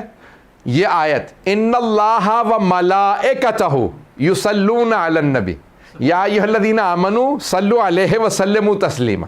اللہم صلی علی محمد کہ بے شک کہ اللہ اور اس کے ملائکہ نبی اور ان کی آل پہ, یعنی نبی پہ درود و سلام بھیجتے ہیں. اے ایمان والو تم بھی درود و سلام بھیجا کرو. تو جس کام میں اللہ کہہ رہا کہ اللہ بھیجتا ہے وہ کام رد نہیں ہوتا. اس لیے ہمارے ائمہ علیہ السلام نے فرمایا کہ جب بھی دعا مانگو تو دعا سے پہلے بھی صلوات پڑھ لیا کرو, دعا کے اختتام پہ بھی. کہا مولا دو جگہ کیوں؟ کہ اگر ابتدا بھی قبول ہے انتہا بھی قبول ہے تو جو شے وسط میں ہوگی اسے رد نہیں کیا جائے گا. تو اس لیے دعا کی قبولیت کے لیے صلوات ایک شرط ہے. اور بہرحال بہت سی شرائط ہیں, بہت سے ہمارے دعائیں قبول نہیں ہوتی, بعض اوقات مصلحت نہیں ہوتی. میں ایک واقعہ جلدی سے پیش کر دوں, یہ مشہور و معروف واقعہ ہے, میں اس کو پہلے پڑھ چکا ہوں کسی مقام پہ. مرحوم علامہ امینی, شیخ عبد الحسین امینی صاحب الغدیر, جنہوں نے کتاب لکھی ہے الغدیر, غدیر خم کے واقعے کو انہوں نے ثابت کیا ہے. 20 جلدوں میں کتاب لکھی ہے الغدیر فی الکتاب والسنت والادب. 11 جلدیں چھپی ہیں, لیکن انہوں نے 20 جلدیں لکھی ہیں. 9 جلدیں نہیں چھپی تھی, ان کے بیٹا کہتا ہے کہ وہ چھوٹے کاغذ پہ تھیں اور وہ بڑے بکسوں میں رکھی تھی, تو ان کے بیٹے وغیرہ سب نجف میں چھوڑ کے آ گئے, کیونکہ ان کی قبر وہیں ہے, ان کی لائبریری وہیں تھی. صدام نے جب نکالا کہ بھی تم لوگ ایرانی ہو نکل جاؤ, تو وہ وہاں پہ چھپا کے آ گئے کہ ہم جب زندگی مہلت ملی تو ہم دوبارہ جا کے چھپا دیں گے. اب اس پہ کام ہو رہا ہے, دیکھیں اللہ کرے چھپ جائے. الغدیر فی الکتاب یعنی کتاب اللہ والسنت والادب. غدیر اللہ کی کتاب میں, سنت نبوی میں, اور ادب یعنی شعراء کے کلام میں. تو 3 چیزوں کے اوپر مشتمل انہوں نے پوری کتاب 20 جلدوں پہ لکھی ہے. اور سب سے بڑا کمال ان کی کتاب کا یہ ہے کہ انہوں نے تمام احادیث الغدیر کی جو ثابت کی ہیں کہ غدیر خم میں کچھ ہوا ہے، تمام احادیث اہل سنت کی کتابوں سے جمع کی ہیں. کہنا بڑا آسان ہے، کہنا بڑا آسان. بھائی شیعوں کا موضوع ہے غدیر. بھائی شیعہ مذہب کی بنیاد ہے غدیر. بھائی 2 چیزیں ہماری بنیاد ہے. شیعوں کی پہچان ہے 2 چیزیں، غدیر خم اور میدان کربلا. شیعوں کی پہچان ہے غدیر. بھائی ایک ہوتا ہے نا پرندہ، اس کے 2 پر ہوتے ہیں. پرندہ جب تک دونوں پر نہ ہو اڑ نہیں سکتا. تو شیعوں کے 2 پروں کا نام غدیر و کربلا ہے. بغیر ان کے شیعہ ہی نہیں ہے. ولایت یعنی ولا اور عزا دونوں کے ساتھ مل کے شیعہ بنتا ہے. یہ مجالس نتیجہ ہیں ولا اور عزا کا. بات واضح ہو رہی ہے؟ تو عزیزان گرامی، اب یہ غدیر خم کے پورے واقعے کو علامہ امینی نے ثابت کیا اور لکھا. اور پھر ادب بہت ضروری ہے. ادب یعنی شعراء کا کلام. ایک جلد صرف اور صرف شعراء کے کلام پہ بنتی ہے. 5 ہیں صنعات منطق کی روح سے. برہان، اس کے بعد پھر شاعری، اور پھر مجادلہ اور مناظرہ، یعنی اس کو مناظرہ ہی کو مجادلہ بھی کہا جاتا ہے، اور مغالطہ، تو یہ باقاعدہ بحثیں کی گئی ہیں، اور خطابت. یہ 5 ہیں ارکان ہیں صنعات جنہیں کہا جاتا ہے. ان میں سے ایک شاعری ہے. شاعری کی جو اگر آپ منطق میں جا کے پڑھیں تو وہ کہتے ہیں کہ اس کا پورا بیس کرتا ہے تخیل پہ، خیال پہ. ایسا ہے یا نہیں؟ شاعری ساری خیال پہ بیس کرتی ہے. لیکن اگر 1000 سے زیادہ شعراء نے اس زمانے میں غدیر پہ قصیدے لکھے ہیں تو کچھ تو ہوا ہے غدیر میں. یہ سارے شعراء تخیل میں تو غدیر پہ نہیں لکھ رہے ہیں. اس کا مطلب ہے غدیر میں ہوا کچھ ہے. اور وہی اس لیے ہمارے مرحوم علامہ امینی نے دلیل بنائی کہ غدیر خم پہ، ولایت علی پہ شعراء کا کلام بھی دلیل ہے. تو اب عزیزان گرامی میں پیش کر رہا ہوں. تو صاحب یہ دعا ہمارا کیونکہ موضوع ہے، صاحب الغدیر کا میں نے پیش کر دیا کہ اتنے بڑے عالم. تو انہوں نے وہ پاؤں سے ایک ان کا خراب تھا، چل نہیں پاتے تھے، ایک ان کا پاؤں سے لنگڑاتے تھے. شیخ عبد الحسین امینی تبریز کے رہنے والے تھے. ان کی بہت کتابیں اور پوری زندگی انہوں نے وقف کی رکھی. 35 سال صرف اور صرف مولا کی ولایت پہ تحقیق کی اور پوری دنیا میں سفر کیا. کوئی دنیا کے ہندوستان تک گئے، لکھنؤ گئے، اور پتہ نہیں کتنے مہینے ناصریہ لائبریری میں رہے، ناصر الملت کی لائبریری میں رہے، کیونکہ ان کے پاس نایاب کتابیں تھیں. نایاب بڑے بڑے نوابین نے انہیں کتابیں لے کے دی تھی. لکھنؤ میں اس زمانے میں کتابیں پرنٹ ہونا آسان نہیں تھا. تو پوری دنیا کا انہوں نے جہاں جہاں مصر گئے، ہر جگہ گئے جہاں پتہ چلا کہ یہاں کی لائبریری ہے، وہاں جاتے تھے، کہتے تھے اچھا یہ میرے پاس نہیں ہے. وہاں سے فوراً بیٹھ کے اس میں سے مطالب نکالتے تھے جو ولایت علی پہ تھے. 35 سال محنت کرنے کے بعد الغدیر لکھی. دیکھیں علماء کی مخالفت کرنا بڑا آسان ہے، ان کی زحمتوں کو سراہنا بڑا مشکل ہے. لیکن سراہا جائے جب جس نے کسی نے محنت کی ہے. میں یہاں روک کے ایک اور جملہ کہہ دوں. مرحوم محمد تقی انصاری یا کسی بزرگ عالم دین کا، محمد تقی اصفہانی کا ظاہراً یہ واقعہ ہے، وہ کہتے تھے میں سوچا کرتا تھا کہ مرحوم صاحب الغدیر 1969 یا 70 میں انتقال ہوا ان کا، 1969 یا 70 میں انتقال ہوا صاحب الغدیر علامہ امینی کا. نجف میں وہیں پہ دفن ہے. میں ان کی قبر پہ گیا تھا فاتحہ کے لیے، تو بہرحال بہت پہنچے ہوئے. تو کہتے تھے میں سوچا کرتا تھا کہ بھئی ان کو کیا مقام ملے گا جنت میں. تو کہنے لگے میں سوچا کرتا تھا، لیکن ایک مرتبہ میں نے خواب دیکھا، اور خواب میں دیکھتا ہوں کہ جناب امیر حوض کوثر پہ کھڑے رسول خدا کے ساتھ، اور بڑے بڑے علماء، جید علماء کھڑے ہیں کہ ہمیں سیراب کر دیں، حوض کوثر سے پانی پلا دیں. کہ اتنے میں خود میں نے دیکھا کہ علامہ امینی آ رہے ہیں، اور امیر المؤمنین نے، مولا کائنات نے خود آواز دے کے کہا کہ راستہ بناؤ، عبد الحسین امینی آ رہا ہے. پتہ نہیں لوگ ہیں یا نہیں ہیں. علماء سے کہا راستہ بناؤ، عبد الحسین امینی آ رہا ہے. تو جیسے قریب آئے تو مولا نے کہا کہ تو نے دنیا میں مجھے روح سفید کیا تھا، کہ تو نے ہر جگہ، لوگ کہتے تو نہیں علی کی ولایت نہیں ہے، علی کا حق نہیں بنتا تھا. کہ تو نے دنیا میں روح سفید کیا، ہر جگہ میری ولایت کا دفاع کیا، آخرت میں تجھے روح سفید کروں گا. کہ تیرے چہرے پہ میں پانی ڈالوں گا. تو نے دنیا کے اندر ہر جگہ میری ولایت کا دفاع کیا. جہاں تو کھڑا ہو جاتا تھا کہتا تھا میں علی والا ہوں، روک کے دکھاؤ. اکیلے جامعۃ الازہر گئے تھے، اکیلے اور تمام 85 مفتی اعظم سے مفتیان اعظم سے اکیلے نے مناظرہ کر کے علی کی ولایت کو ثابت کیا تھا. تو پوری دنیا میں گئے اور کہتے تھے کہ جب میں لکھنؤ گیا تو میں وہاں پہ صرف اور صرف اذان کی آواز سے پتہ چلتا تھا کہ نماز کا وقت ہو گیا. میں باہر نہیں نکلتا تھا, وہیں رہتا تھا کہ جتنا وقت ملا ہے میں جتنا بھی استفادہ کر سکوں. تو دعا میرا موضوع, میں نے یہ ساری ان کی تمہید بتائی کہ عام آدمی کا واقعہ نہیں سنا رہا, اتنے پہنچے ہوئے عالم. کہتے ہیں میں ہمیشہ شب جمعہ مولا کے حرم میں دعا کے لیے, زیارت مستحب ہے, زیارت امام حسین علیہ السلام پڑھنا شب جمعہ میں, تو کہتے تھے میں مولا کے حرم میں جا کے زیارت امام حسین پڑھتا تھا, مولا کی زیارت پڑھتا تھا, مولا حسین کی دعا کو میں جو بھی اعمال وغیرہ شب جمعہ کے اعمال ہیں میں وہ حرم میں کرتا. کہ ایک شب جمعہ میں اعمال بجا لانے کے بعد آنے والا تھا کہ میں زری پہ گیا تو اتنے میں دیکھا کہ ایک اور بیچارے کوئی مومن یا کوئی آدمی جو بیچارہ وہ بھی میری طرح سے بیمار ہے, اور وہ پاؤں لگڑاتا ہوا پہنچا زری پہ, اور زری پہ دونوں ہاتھ رکھ کے کہا یا علی صبح تک میرا پاؤں ٹھیک کر دیں نہیں تو میں ماننا چھوڑ دوں گا. میں نے ایک مرتبہ اسے دیکھا کہ بھی اس قسم کا گستاخ آدمی اس طرح سے مانگ رہا ہے جیسے ادھار دے کے گیا. ادھار مانگنے انسان نہیں ایسے جاتا, مولا کی شان میں اس طرح سے گستاخ آدمی, اس کو تو مانگنا تک نہیں آتا. کہا میں نے دیکھا, مجھے بہت برا لگا. کہا میں جا رہا تھا, میں رک گیا کہ دیکھوں بھئی یہ اس کا پاؤں صبح تک صحیح ہوتا بھی ہے یا نہیں. کہا یا علی میرا پاؤں صبح تک ٹھیک کر دیں تو میں ماننا چھوڑ دوں گا. پھر میں نے دیکھا, میں نے کہا بھی پاؤں بھی صاف نہیں, اس کا مطلب ہے وضو بھی کر کے نہیں آیا, یہ بس ایسی جہاں سے آیا تھا سیدھا اندر آ گیا ڈائریکٹ. نہ وضو نہ کوئی انسان اہتمام کرتا ہے. غسل زیارت مستحب ہے, مولا کی بارگاہ میں جا رہے ہیں, انسان وضو کرتا ہے, آداب ہے, خوشبو لگائیں, مولا کی بارگاہ میں جا رہے ہیں تو بہت سے مستحبات بہت زیادہ ہیں. میں نے دیکھا بھئی یہ بیٹھا رہا اور پوری رات نہ کوئی دعا پڑھی, نہ کوئی زیارت پڑھی, نہ کوئی تسبیح, نہ کوئی قرآن, نہ کچھ, بیٹھا سو رہا. میں قرآن لے کے بیٹھا رہا, دیکھتا رہا کہ کیا کرتا ہے یہ, کیا کچھ بھی نہیں, پتہ ہی نہیں, اسے آداب ہی نہیں معلوم. رات بیٹھا رہا وہاں پہ ٹیک لگا کے بیٹھا رہا, سوتا رہا. کہ مجھے بہت تعجب ہوا کہ کیسے کیسے لوگ ہیں. کہا صبح اس نے جیسی اذان ہوئی تو فوراً اٹھا کہ وہ اذان ہو گئی, اس کا مطلب ہے صبح ہو گئی. فوراً اٹھا, چل کے دیکھا میرا پاؤں ٹھیک ہوا یا نہیں ہوا. کہ جیسے چلا تو دیکھا پاؤں اس کا ٹھیک ہو چکا تھا.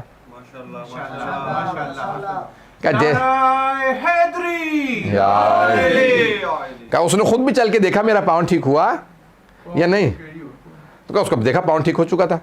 کہا زری بھی آیا, ہاتھ لگا, کہا یا علی شکریہ میرا پاؤں ٹھیک ہو گیا. کہا چلا گیا. کہا وہ تو چلا گیا, میرا دل ٹوٹ گیا 3 وجوہات سے. کہ مولا 35 سال ہو گئے آپ کی زری پہ, اپنے جوتے میرے ٹوٹ گئے, یہاں آتا ہوں گھر سے آپ, بس اس کے علاوہ میرا کوئی اور جگہ ہی کچھ نہیں. حرم یا گھر, گھر یا حرم یا کتاب خانے, لکھتا ہوں پڑھتا ہوں, مجتہد بنا, اتنے طلباء دنیا بھر سے آتے ہیں انہیں پڑھاتا ہوں, مجتہد بنا. دوسرا الغدیر لکھ رہا ہوں, پتہ نہیں بات پہنچ رہی ہے نہیں پہنچ رہی. حرم میں رہتا ہوں, مجتہد بنا ہوں, الغدیر لکھ رہا ہوں, آج تک میرا پاؤں صحیح نہیں ہوا. ان کا بھی وہ کہنے لگے وہ آیا نہ اس کی کوئی عبادت نہ کچھ, اور اس نے زری پہ ہاتھ رکھا, صبح پاؤں ٹھیک, گھر چلا بھی گیا. کہا لیکن میری اتنی ہمت نہیں تھی, انسان جتنا اس کا رتبہ زیادہ ہوتا ہے نا اس کے ادب آداب اتنے زیادہ ہوتے ہیں. کہ میری ہمت نہیں ہوئی کہ میں مولا کی زری پہ شکوہ کروں کہ مولا میرا پاؤں ٹھیک نہیں ہوا. کہا تو کچھ نہیں, میں نے زری پہ دوبارہ زیارت پڑھی, فجر کے بعد چلا گیا. اب پوری رات جاگتا رہا تھا, نیند آ رہی تھی, صبح جا کے سو گیا. آپ کا دل ایک بات کھٹکنے لگی, بھائی کیوں میری اب تک دعا قبول نہیں. کہا میں نے جیسی میں سویا تو خواب میں دیکھا جناب امیر تشریف لائے. تو مولا کائنات آئے اور کہا عبدالحسین امینی کیا بات ہے, یعنی خواب میں بھی پوچھ رہے ہیں کہ کیا بات ہے, یعنی دل میں کوئی بات تو نہیں ہے. تو کہا کہ نہیں مولا کوئی بات نہیں. کہا خواب میں بھی میری جرت نہیں ہو رہی کہ میں مولا سے شکوہ کر سکوں, کہ میرے دل میں شکوہ تو ہے, مولا میرا پاؤں ٹھیک نہیں ہو رہا. کہا اے عبدالحسین امینی, اس نے مجھے چیلنج کیا تھا صبح تک پاؤں ٹھیک کر دے مارنا چھوڑ دوں گا. کہا اس بیچارے کا اتنا ہی ایمان تھا, اگر پاؤں ٹھیک نہ ہوتا تو اس کا ایمان چلا جاتا. پتہ نہیں بات پہنچی یا نہیں پہنچی. کہ اس بیچارے کا ایمان اتنا ہی تھا, اگر پاؤں اس کا ٹھیک نہ ہوتا, وہ کہتا یا علی میرا پاؤں ٹھیک نہیں, میں کیوں مانوں آپ کو, تو میں نے اس کا پاؤں اسی لیے ٹھیک کر دیا. اب آپ بہت سے ہمارے شیعہ اکثر کہتے ہیں مولانا ہمارے محلے کے اکثر اہل سنت آتے ہیں, منتیں اٹھاتے ہیں, ان سب کی منتیں پوری ہو جاتی ہیں, ہماری منتیں وہیں کی وہیں. او بھائی وہ جتنے بھی آتے ہیں وہ آتے ہی صرف منتوں کے لیے ہیں. پتہ نہیں لوگ ہیں یا نہیں ہیں. میں ایک جملہ پیش کروں گا, غور سے سنیے گا, مجھے سارے مجمع کی توجہ چاہیے. کہ دعا موضوع ہے, میں ابتدائی مجالس ہے, مجھے آج یہ ایک موضوع اس کو گہرائی میں لے کے جانا ہے, تو اس لیے پیش کر رہا ہوں. تو اب علامہ امینی کہتے ہیں کہ مولا نے خواب میں مجھ سے کہا کہ اے عبد الحسین امینی, اس کا ایمان بس اتنا ہی تھا, اس نے مجھ سے کہا میرا پاؤں ٹھیک کر دے, ماننا چھوڑ دوں گا. اے عبد الحسین امینی, پہلی بات جہاں تک تمہارے اجتہاد کا تعلق ہے تو اس کا ثواب بہت زیادہ آخرت میں ملے گا. جہاں تک تمہارے پاؤں کا تعلق ہے, اگر تمہیں پتہ چل جائے کہ اس بیماری یا پریشانی کا آخرت میں بدل کیا ہے, تم کبھی بھی صحت کی دعا ہی نہ مانگو. اور تیسرے, اگر تم مجھ سے کہہ بھی دو نا کہ یا علی میں ماننا چھوڑ دوں گا, میرا پاؤں ٹھیک کر دیں, تب بھی ٹھیک نہیں کروں گا. اور جہاں تک الغدیر کا تعلق ہے تو میرا حق ہے کہ تم لکھو. پتہ نہیں لوگ پہنچے یا نہیں پہنچے. میرا حق ہے, میں نے تمہیں اتنا دیا, اتنا عطا کیا, میری ولایت تمہارے پاس ہے. پتہ نہیں لوگ ہیں یا نہیں ہیں. تم اتنے قابل ہو, اوروں میں صلاحیت ہی نہیں کہ میری ولایت کا دفاع کر سکیں. ہر ایک میں تو صلاحیت نہیں کہ الغدیر لکھ سکے, تم میں صلاحیت ہے, میرا حق ہے کہ تم لکھو. اگر آپ میں سے کوئی کہتا ہے میں نے امام مرگا بنا دیا, تو کئی پہ مولا کہیں گے میرا حق تھا کہ تو بناتا. پتہ نہیں بات پہنچی یا نہیں پہنچی. بھائی ہر کسی میں تو دم ہی نہیں ہے, جس میں ہے تو مولا کہیں گے بھائی میرا ذکر ہوتا, یہ تم نے کیا کوئی احسان نہیں, ہاں میں جزا دوں گا, ہاں میں اجر دوں گا. یہ اوروں کو نہیں ملے گا, تمہیں ہی تو ملے گا, اور کسے ملے گا. پتہ نہیں بات پہنچ رہی ہے نہیں پہنچ رہی. تو جو بھی اگر کوئی نیکی کرتا ہے تو کہتے بھائی دیکھو جو تم لکھ رہے ہو الغدیر, میرا حق ہے تو تم لکھو. جہاں تک پاؤں کا تعلق ہے نا, تم کہہ بھی دو نا کہ مولا میرا پاؤں ٹھیک کر دیں, تو ماننا چھوڑ, تب بھی ٹھیک نہیں کروں گا. جانتے ہو کیوں؟ کا مولا آپ ہی بہتر جانتے ہیں. کہ اس لیے کہ وہ تو چھوڑ کے چلا جاتا. تم اگر کہو گے بھی نا کہ یا علی ماننا چھوڑ دوں گا, میرا پاؤں ٹھیک کر دے, تب بھی نہیں ٹھیک کروں گا, کیونکہ مجھے پتا ہے تم جاؤ گے تو جاؤ گے کہاں. صبح ناراض ہو کے جاؤ گے, شام کو آ کے پھر میرے ذریعے پہ رو گے مولا معاف کر دیجئے. پتہ نہیں لوگ پہنچ رہے نہیں پہنچ رہے. اب سمجھ میں آیا یہ اوروں کی کیوں منتیں اٹھ کے پوری ہو جاتی ہیں, آپ کی کیوں پوری نہیں ہوتی. کیونکہ مولا جانتے ہیں یہ جائیں گے تو جائیں گے کہاں, یہ میرے ہیں. تو عزیزان گرامی, اس لیے بہت سی باریکیاں ہوتی ہیں ہمیں سمجھ نہیں آ رہی ہوتی, تو ان باریکیوں کو سمجھنا بہت ضروری ہے. کئی مرتبہ مصلحت نہیں ہوتی, آپ کے لیے اجر و ثواب آخرت میں رکھا ہوتا ہے. ان تمام دعاؤں کے اندر کوئی نہ کوئی قبولیت نہ ہونے میں بھی کوئی مصلحت ہوتی ہے. ایک اور میں پیش کر دوں اگر سننا چاہیں. اللہ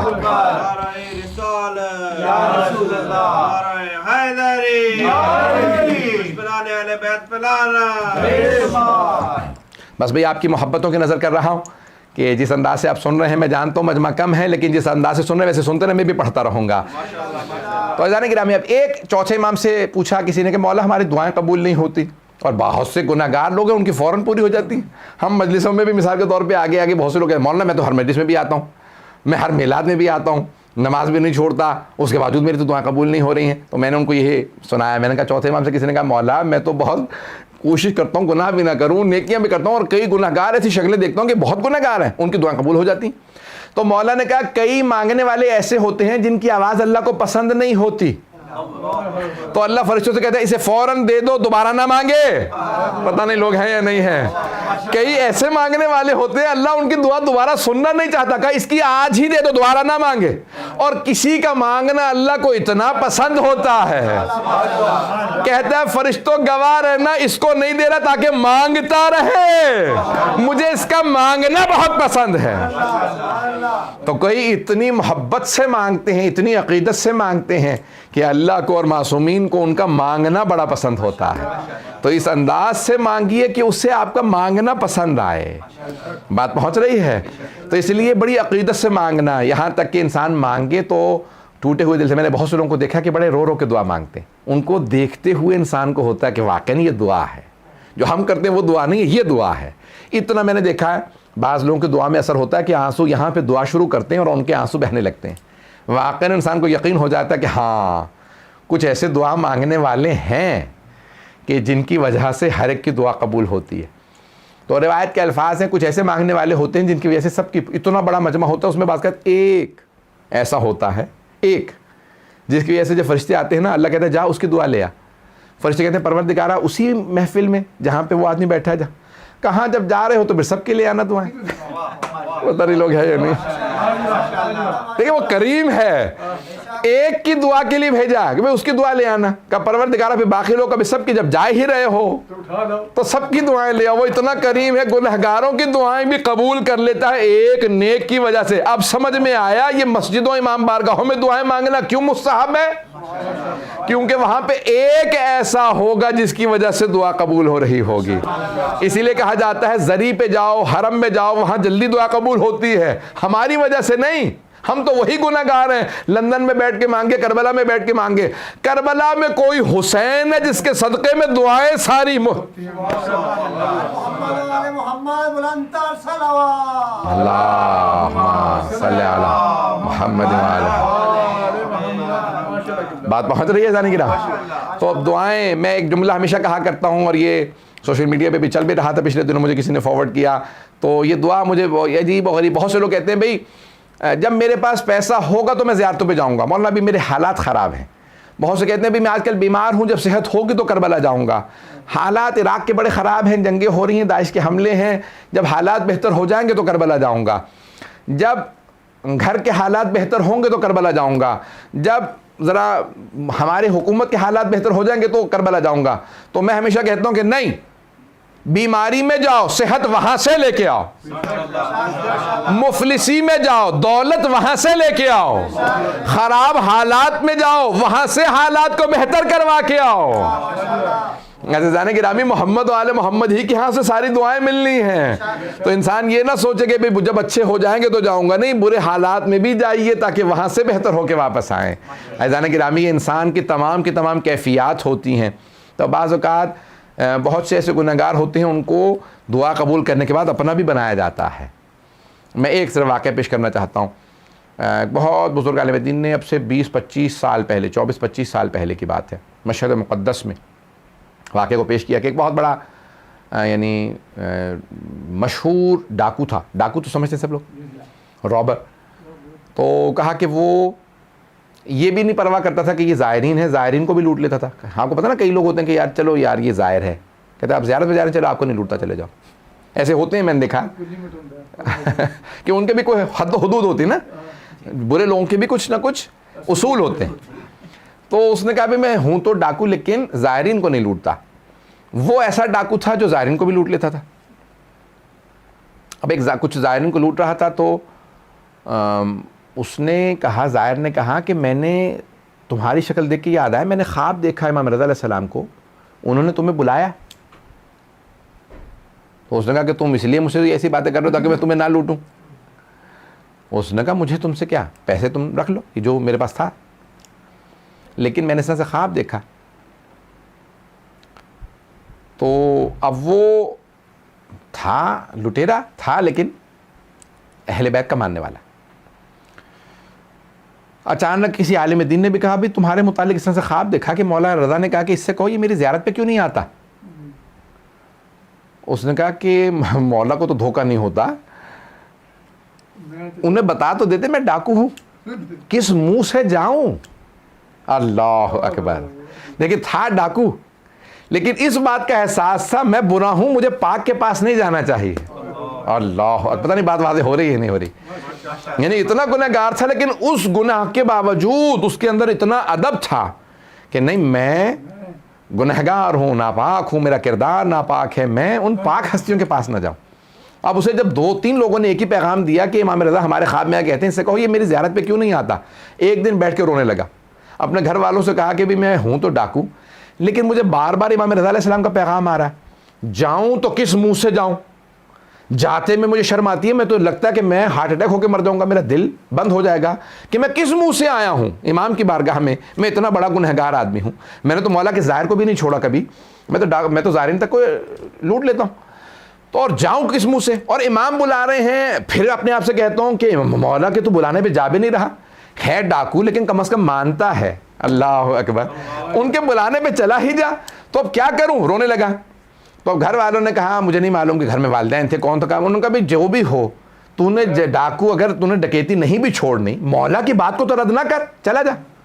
اب اس نے کہا کہ ٹھیک ہے پھر میں توبہ کر کے ہی جاؤں گا. رونے لگا. اب جب رستے میں جانے لگا تو پھر تڑپنے لگا. کہا جاؤں تو کس منہ سے میں سامنا کیسے کروں گا کہ بھی میں اتنا بڑا ڈاکو ہوں, میں کس منہ سے امام کے جاؤں. پورے رستے روتا رہا. پھر رک گیا.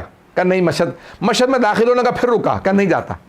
پھر کہا کہ مولا نے بلایا کس منہ سے نہ جاؤں. پھر حرم مشہد گیا. حرم میں باہر رکا رہا. کہا مولا کیسے آؤں کہ میں نے اتنے گناہ کیے ہیں, میں آپ سے میں نظریں نہیں ملا سکتا, میں زری کو دیکھ نہیں سکتا, ان گنہگار آنکھوں سے زری کو کیسے دیکھوں. آیا. ایک مرتبہ اس نے محسوس کیا کہ امام مخاطب ہیں. کہا اسی لیے تو تجھے بلایا ہے کہ تو ان ساری باتوں کو چھوڑ دے, تو ہمارا ہے. جو ہمارا ہوتا ہے وہ کام نہیں کرتا جن میں تو پڑ گیا ہے. علماء کہتے ہیں اس کے بعد اس نے ایسی توبہ کی کہ چوری ڈکیتی تو دور کی بات سے, پھر ہم نے زندگی میں اس سے گناہ ہی نہیں دیکھا. عزیزان گرامی, بعض اوقات انسان گناہوں کی وجہ سے دور ہوتا ہے, ایک دعا کی وجہ سے قریب ہو جاتا ہے. اس سے پوچھا کہ کون سا ایسا کام تھا تو قریب ہو گیا. کہا تھا تو ڈاکو. ایک زائر نے مجھ سے کہا کہ تو نے سب کچھ لوٹ لیا ہے, میری زیارت اب نہیں ہو سکے گی, تو میں نے اس کے پیسے واپس کر دیے تھے, زیارت نہ رک جائے کہیں میری وجہ سے. ایک زائر کو زیارت پہ جانے دیا. مولا نے کہا نہیں ابھی گنجائش ہے, دل پورا کالا نہیں ہوا, ابھی سفیدی باقی ہے. جہاں تھوڑی بھی سفیدی باقی ہو اہل بیت ہدایت دے کے لے آتے ہیں. لیکن شرط یہ ہے کہ انسان میں پاک ہونے کی گنجائش باقی ہو. جہاں صلاحیت ہو وہاں پہ پاکیزگی آ جاتی ہے. جہاں صلاحیت ہی ختم ہو جائے تو پھر وہاں بعض اوقات دروازے بند ہو جاتے ہیں. دروازے بند نہ ہونے دیں. جب تک دروازے کھلے ہیں آل محمد علیہ السلام کے, تب تک انسان کی توبہ قبول ہوتی ہے. عزیزان گرامی, یہ ہو سکتی ہے انسان کئی مرتبہ کس کے در پہ جا رہا ہے, تو یہ دعاؤں کی استجابت کے مختلف طریقے ہیں. تو میں نے کہا کہ بہت سے لوگوں کی دعائیں قبول نہیں ہوتی, لیکن بہت سے گناہگاروں کی دعائیں قبول ہو جاتی. میں 4 سے 5 منٹ کی زحمت دوں گا, اس کے بعد پھر مسائل. نعرہ تکبیر, اللہ اکبر. نعرہ رسالت, یا رسول اللہ. نعرہ حیدری, یا علی. بلند تر صلوات, اللہم صلی علی محمد وعجل فرجہم. بس میں ایک آخری پہلو کو پیش کروں گا کہ بعض اوقات روایات میں آیا ہے کہ 3 گروہوں کی وجہ سے دعا قبول ہوتی ہے. یہ 3 گروہ پیش کر دوں اور پھر مسائل. بھئی آپ لوگوں نے بہت محبت سے سنا اس لیے پیش کر رہا ہوں. 3 گروہوں دستوں کی وجہ سے دعا قبول ہوتی ہے. روایت کے الفاظ ہیں کہ اللہ سبحانہ و تعالیٰ کہتا ہے کہ جب میں لوگوں کے گناہوں کو دیکھتا ہوں نا تو دل کرتا ہے میں عذاب بھیج دوں. میں اپنے انداز سے پیش کر رہا ہوں. لوگوں کے گناہوں کو دیکھ کے اللہ کہتا ہے میں چاہتا کہ میں عذاب بھیج دوں, لیکن جب میں 3 گروہوں کو دیکھتا ہوں تو میں سارے عذاب ٹال دیتا ہوں. 3 گروہوں کو. کون کون سے 3 گروہ؟ کہا جب میں ماؤں کی گودوں میں چھوٹے چھوٹے بچوں کو دیکھتا ہوں کہ یہ بچہ, اس بچے کا کیا قصور ہے, معصوم بچے, بے گناہ بچے. کہا جب میں چھوٹے چھوٹے بچوں کو ماؤں کی گود میں دیکھتا ہوں. اب کیا کہتے ہیں علماء, جب دعا مانگنے بیٹھو اگر گھر میں چھوٹا بچہ ہے تو گود میں لے لو, اور اگر بچے تھوڑا تھوڑا بولنا سیکھ چکے ہوں تو کہو بیٹا میں دعا مانگوں گا تم آمین کہہ دینا. بچوں سے, اپنے ہی بچوں سے جو نابالغ بچے ہیں ان سے آمین کہلوائیں, ان کی دعائیں قبول ہوتی ہیں. یہ بہت عجیب و غریب پہلو ہے. میں جب سوچتا ہوں یقین مانیے انسان کی تقویت ہوتی ہے. نابالغ بچے سے کہو آمین کہہ دے, اس غیر بالغ بچے کی ایک آمین دعا قبول کروا دیتی ہے. کا دوسرا کہا کہ وہ جو بوڑھے افراد ہوتے ہیں نا, جن کی ہڈیاں کمزور ہو چکی ہوتی ہیں, بال سفید ہو چکے ہوتے ہیں, جب انہیں دیکھتا ہوں تو کہتا ہوں گنہگار تھے اب تو کمزور ہیں, میرے ہی تو ہیں, میری مخلوق ہیں. کہا جب انہیں دیکھتا ہوں, گھر میں کہتے ہیں اگر ایک ماں باپ میں سے بوڑھا بھی ہو نا تو خدا کا شکر کرتے رہو, تمہیں معلوم نہیں ہے جو کچھ نہیں کر سکتے, جو اب کچھ نہیں کر سکتے, ان بوڑھے والدین کی وجہ سے گھروں میں رحمتیں آتی رہتی ہیں. ان کی وجہ سے رحمتیں آتی رہتی ہیں. ان کے گھر میں بوڑھے آدمی ہیں. اور یہاں تک روایت میں الشیخ فی اہلہ کالنبی فی امتہ, ایک بوڑھا آدمی اپنے گھر میں ایسا ہے جیسے ایک نبی اپنی امت میں. کتنی بڑی حدیث ہے یہ. من لا یحضر الفقی میں شیخ صدوق نے لکھی ہے الشیخ فی اہلہ کالنبی فی امتہ.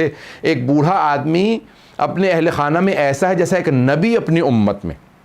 بس میں نے تمام کیا. اور تیسرا دستہ کون ہے؟ کہا 3 دستے جن کی سے میں دعائیں قبول کرتا ہوں. چھوٹے بچے، بوڑھے افراد، اور کہا زمین پہ بیٹھے ہوئے ہاتھ پھیلائے ہوئے میرے بندے جو دعائیں مانگ رہے ہوتے ہیں. یہ ارے میری زمین پہ بیٹھے ہاتھ پھیلا کے دعائیں مانگ رہے ہیں. کہا جب میرے بندے میرے سامنے مانگتے ہیں نا تو میں کہتا ہوں ارے انہوں نے مجھ سے مانگا ہے. اللہ اکبر. آپ نے غور کیا؟ آپ کسی سخی کے پاس چلے جائیں نا تو کہتا ہے کیونکہ آپ آ گئے ہیں تو منع نہیں کروں گا. ایسا ہے یا نہیں ہے؟ سخی کے پاس بھی چلے جائیں، کہتے ہیں اب آپ آ گئے ہیں منع نہیں کروں گا. اور وہ جو سخاوتیں عطا کرتا ہے، وہ جو عطا کرنے والا ہے، وہ جو سخی بنانے والا ہے، وہ جو جود و سخا عطا کرنے والا ہے، اگر کوئی اس کی بارگاہ میں مانگے لے. کیا وہ جو ہاتھ پھیلائے لوگ بیٹھے ہوتے ہیں، جب انہیں دیکھتا ہوں تو کہتا ہوں کہ نہیں، عذاب نہیں بھیجوں گا. یہ مانگنے والے بھی تو بیٹھے ہیں. میں انشاءاللہ کل پیش کروں گا کہ دعاؤں کی یہ جو ائمہ علیہ السلام کی بعض دعاؤں کے اندر الفاظ ہیں اس کے کیا اثرات ہیں.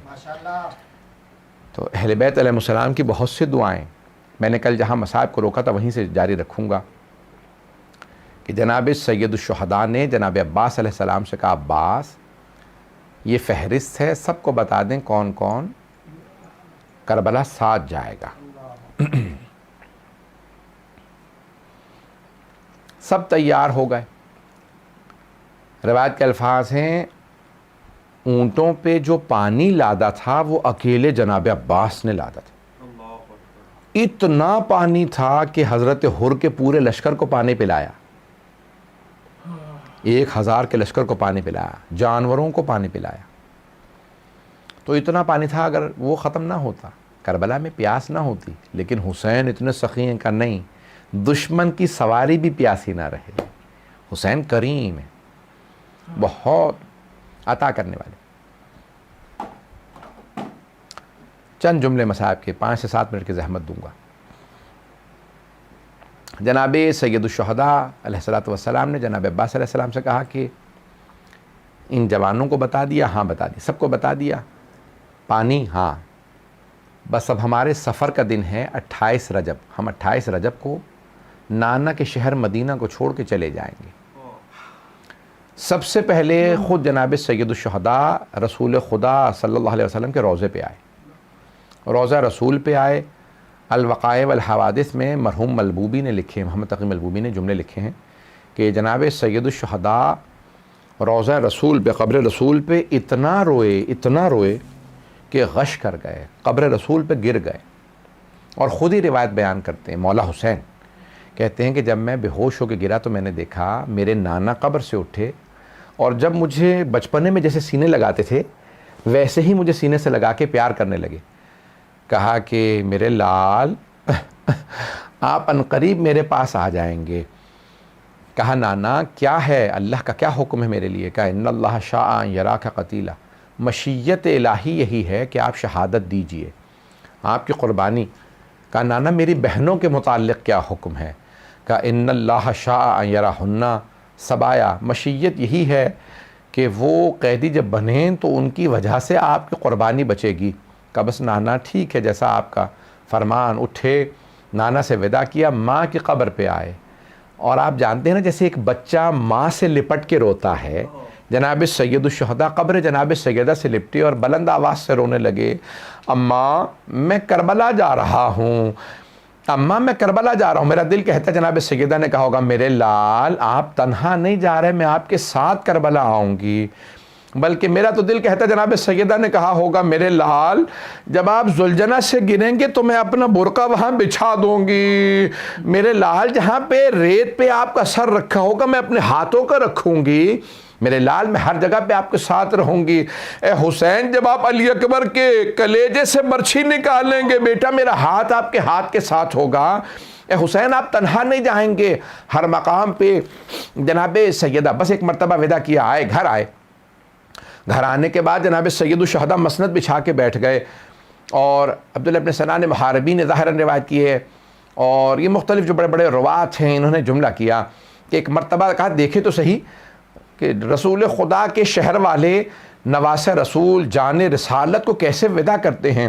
کہا میں نے آنے کے بعد دیکھا کہ سارے کے سارے اونٹنیاں ناقہ تیار ہیں، اماریوں پہ پردے ہیں، دیبا کے پردے ہیں، مخمل کی چادریں ہیں، محملیں ہیں، بہت سجا رکھی ہے۔ جناب عباس نے ساری محملوں کو بہت سجا، علی کی بیٹیاں جا رہی ہیں نا، تو جناب عباس نے بہت سجایا، محملوں کو سجایا، اماریوں کو بہت اہمیت کے ساتھ سجایا، محملیں سجا دی، پردے کا اہتمام کیا۔ ایک مرتبہ اندر سے آواز آئی، کسی کنیز نے آواز دے کے کہا کہ بھئی حسن مشتبہ کی بیوہ آ رہی ہیں۔ جناب سید الشہداء نے آواز قاسم، عبداللہ، ماں کو سوار کراؤ۔ ایک نے گھٹنا، کیونکہ اونٹنی بٹھا کے بھی سوار کی جائے تو خاتون کے لیے سوار ہونا آسان نہیں ہوتا، ایک بیٹے نے گھٹنا زمین پہ رکھا تاکہ ماں وہاں پہ پاؤں رکھ کے سوار ہو سکیں، دوسرے نے ماں کا بازو تھاما کہیں گر نہ جائیں، سوار کرا دیا۔ اتنے میں آواز دی، بس سب بیویوں کو ایک ایک کر کے سوار کراتے چلے جا رہے ہیں۔ اتنے میں کسی نے آواز دی، کہا کہ لیلا آ رہی ہیں، تو جناب سید الشہداء نے آواز دی، علی اکبر ماں کو سوار کرا دو۔ ایک مرتبہ ماں کو سوار کرا دو، بس بھئی بیویاں آتی رہیں۔ ایک مرتبہ کسی کنیز نے آواز دے کے کہا علی کی بیٹی ام کلثوم آ رہی ہیں۔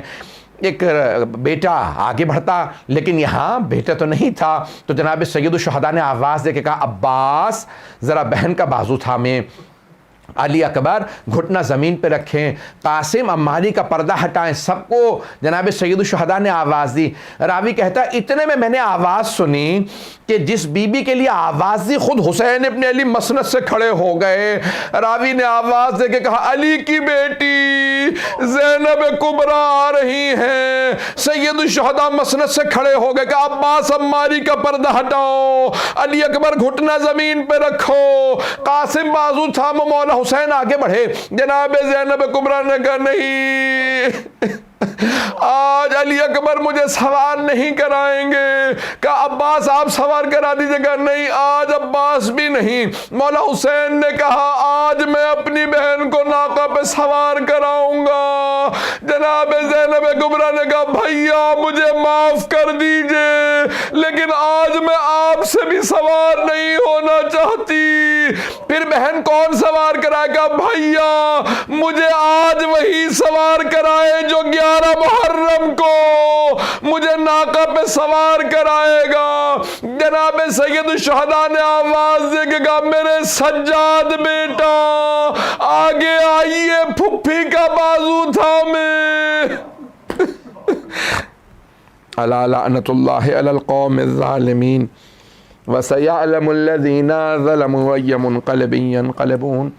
پروردگارا 12ویں امام علیہ السلام کے ظہور میں تعجیل فرما، دشمنان اہل بیت کو نیست و نابود فرما، داعش و طالبان کو آل سعود کو غارت فرما، مؤمنین کی حفاظت فرما، کورونا وائرس کا خاتمہ فرما۔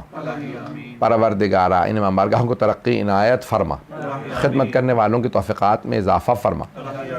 ربنا تقبل منا انك انت السميع العليم بحق محمد وآلہ الطیبین الطاہرین المعصومین۔ ماتم حسین۔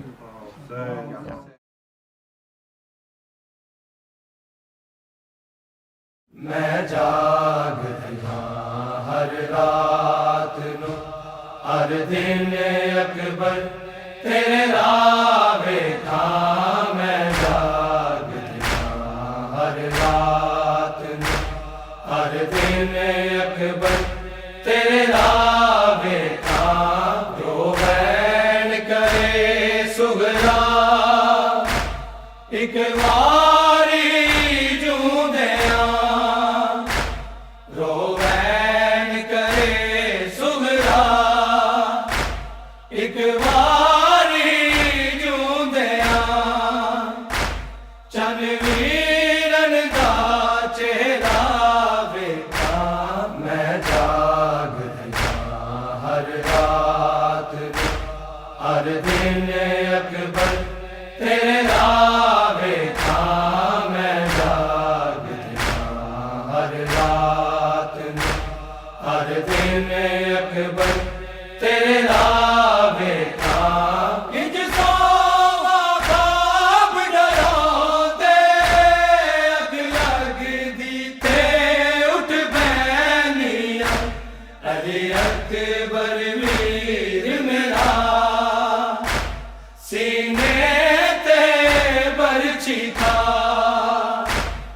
ਹਾਏ ਤੜਫਦਾ ਵਿੱਚ ਸਹਿਰਾ ਵੇਖਾਂ ਮੈਂ ਜਾਗ ਰਿਹਾ ਹਰ ਰਾਤ ਹਰ ਦਿਨ ਅਕਬਰ ਤੇਰੇ ਰਾਹ ਵੇਖਾਂ ਮੈਂ ਜਾਗ ਰਿਹਾ ਹਰ ਰਾਤ ਹਰ ਦਿਨ ਅਕਬਰ ਤੇਰੇ ਰਾਹ ਵੇਖਾਂ ਤੈਨੂੰ ਭੁੱਲ ਗਿਆ ਦੇ ਵਾਦੇ ਜਿਹੜੇ ਜਾਣ ਵੇਲੇ ਤੂੰ ਕੀਤੇ ਸੀ ਹੁਣ ਤੀਕ ਨਾ ਤੂੰ ਮੁੜਿਆ ਕਦ ਤਾਈ ਆਵਣਾ ਕੋਈ ਖਤ ਲਿਖਿਆ ਤੇਰਾ ਵੇਖਾਂ ਮੈਂ ਜਾਗ ਰਿਹਾ ਹਰ ਰਾਤ ਹਰ ਦਿਨ ਅਕਬਰ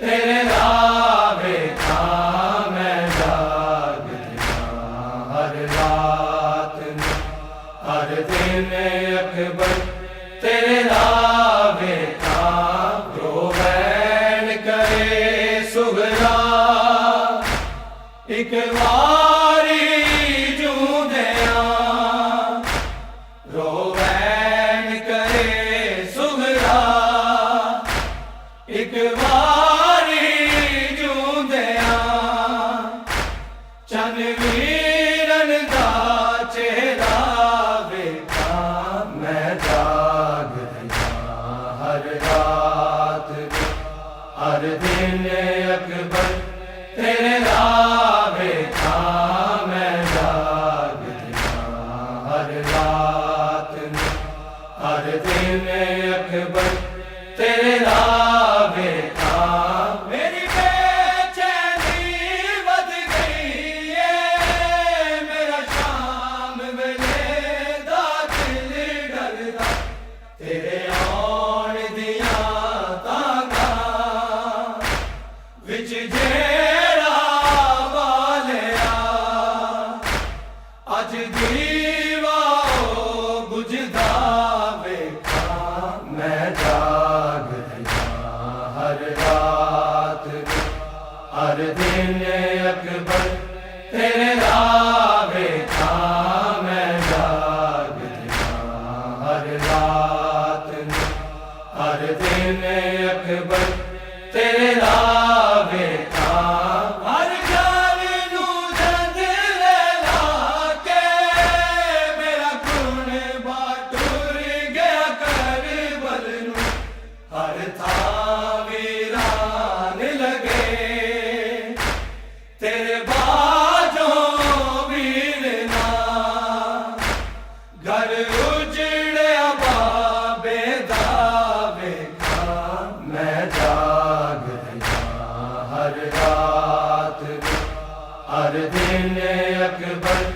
ਤੇਰੇ ਰਾਹ ਵੇਖਾਂ ਮੈਂ ਜਾਗ ਰਿਹਾ ਹਰ ਰਾਤ ਹਰ ਦਿਨ ਅਕਬਰ ਤੇਰੇ ਰਾਹ ਵੇਖਾਂ ਰੋਵੈਣ ਕਰੇ ਸੁਗਰਾ ਇੱਕ ਵਾਰੀ ਜੂਦਿਆਂ ਰੋਵੈਣ ਕਰੇ ਸੁਗਰਾ ਇੱਕ ਵਾਰੀ ਜੂਦਿਆਂ ਚੰਨ ਵੀਰਨ ਦਾ ਚਿਹਰਾ ਵੇਖਾਂ ਮੈਂ ਜਾਗ ਰਿਹਾ ਹਰ ਰਾਤ ਹਰ ਦਿਨ ਅਕਬਰ ਤੇਰੇ ਰਾਹ ਵੇਖਾਂ ਮੈਂ ਜਾਗ ਰਿਹਾ ਹਰ ਰਾਤ ਹਰ ਦਿਨ ਅਕਬਰ ਤੇਰੇ ਰਾਹ ਵੇਖਾਂ ਅਕਦਸ ਮਨਜ਼ੂਰ ਨਾ ਹੋਇਆ ਸੁਗਰਾ ਜੋ ਅਰਜ਼ਾ ਕਰਦੀ ਇਹਦੇ ਦਿਲ ਵਿੱਚ ਰਹਿ ਗਏ ਚਾ ਇਹ ਕੈਦੀ ਮਰ ਗਈ ਅਕਬਰ ਤੇਰੇ ਸਿਰ ਸੇ ਵੇਖਾਂ ਮੈਂ ਜਾਗ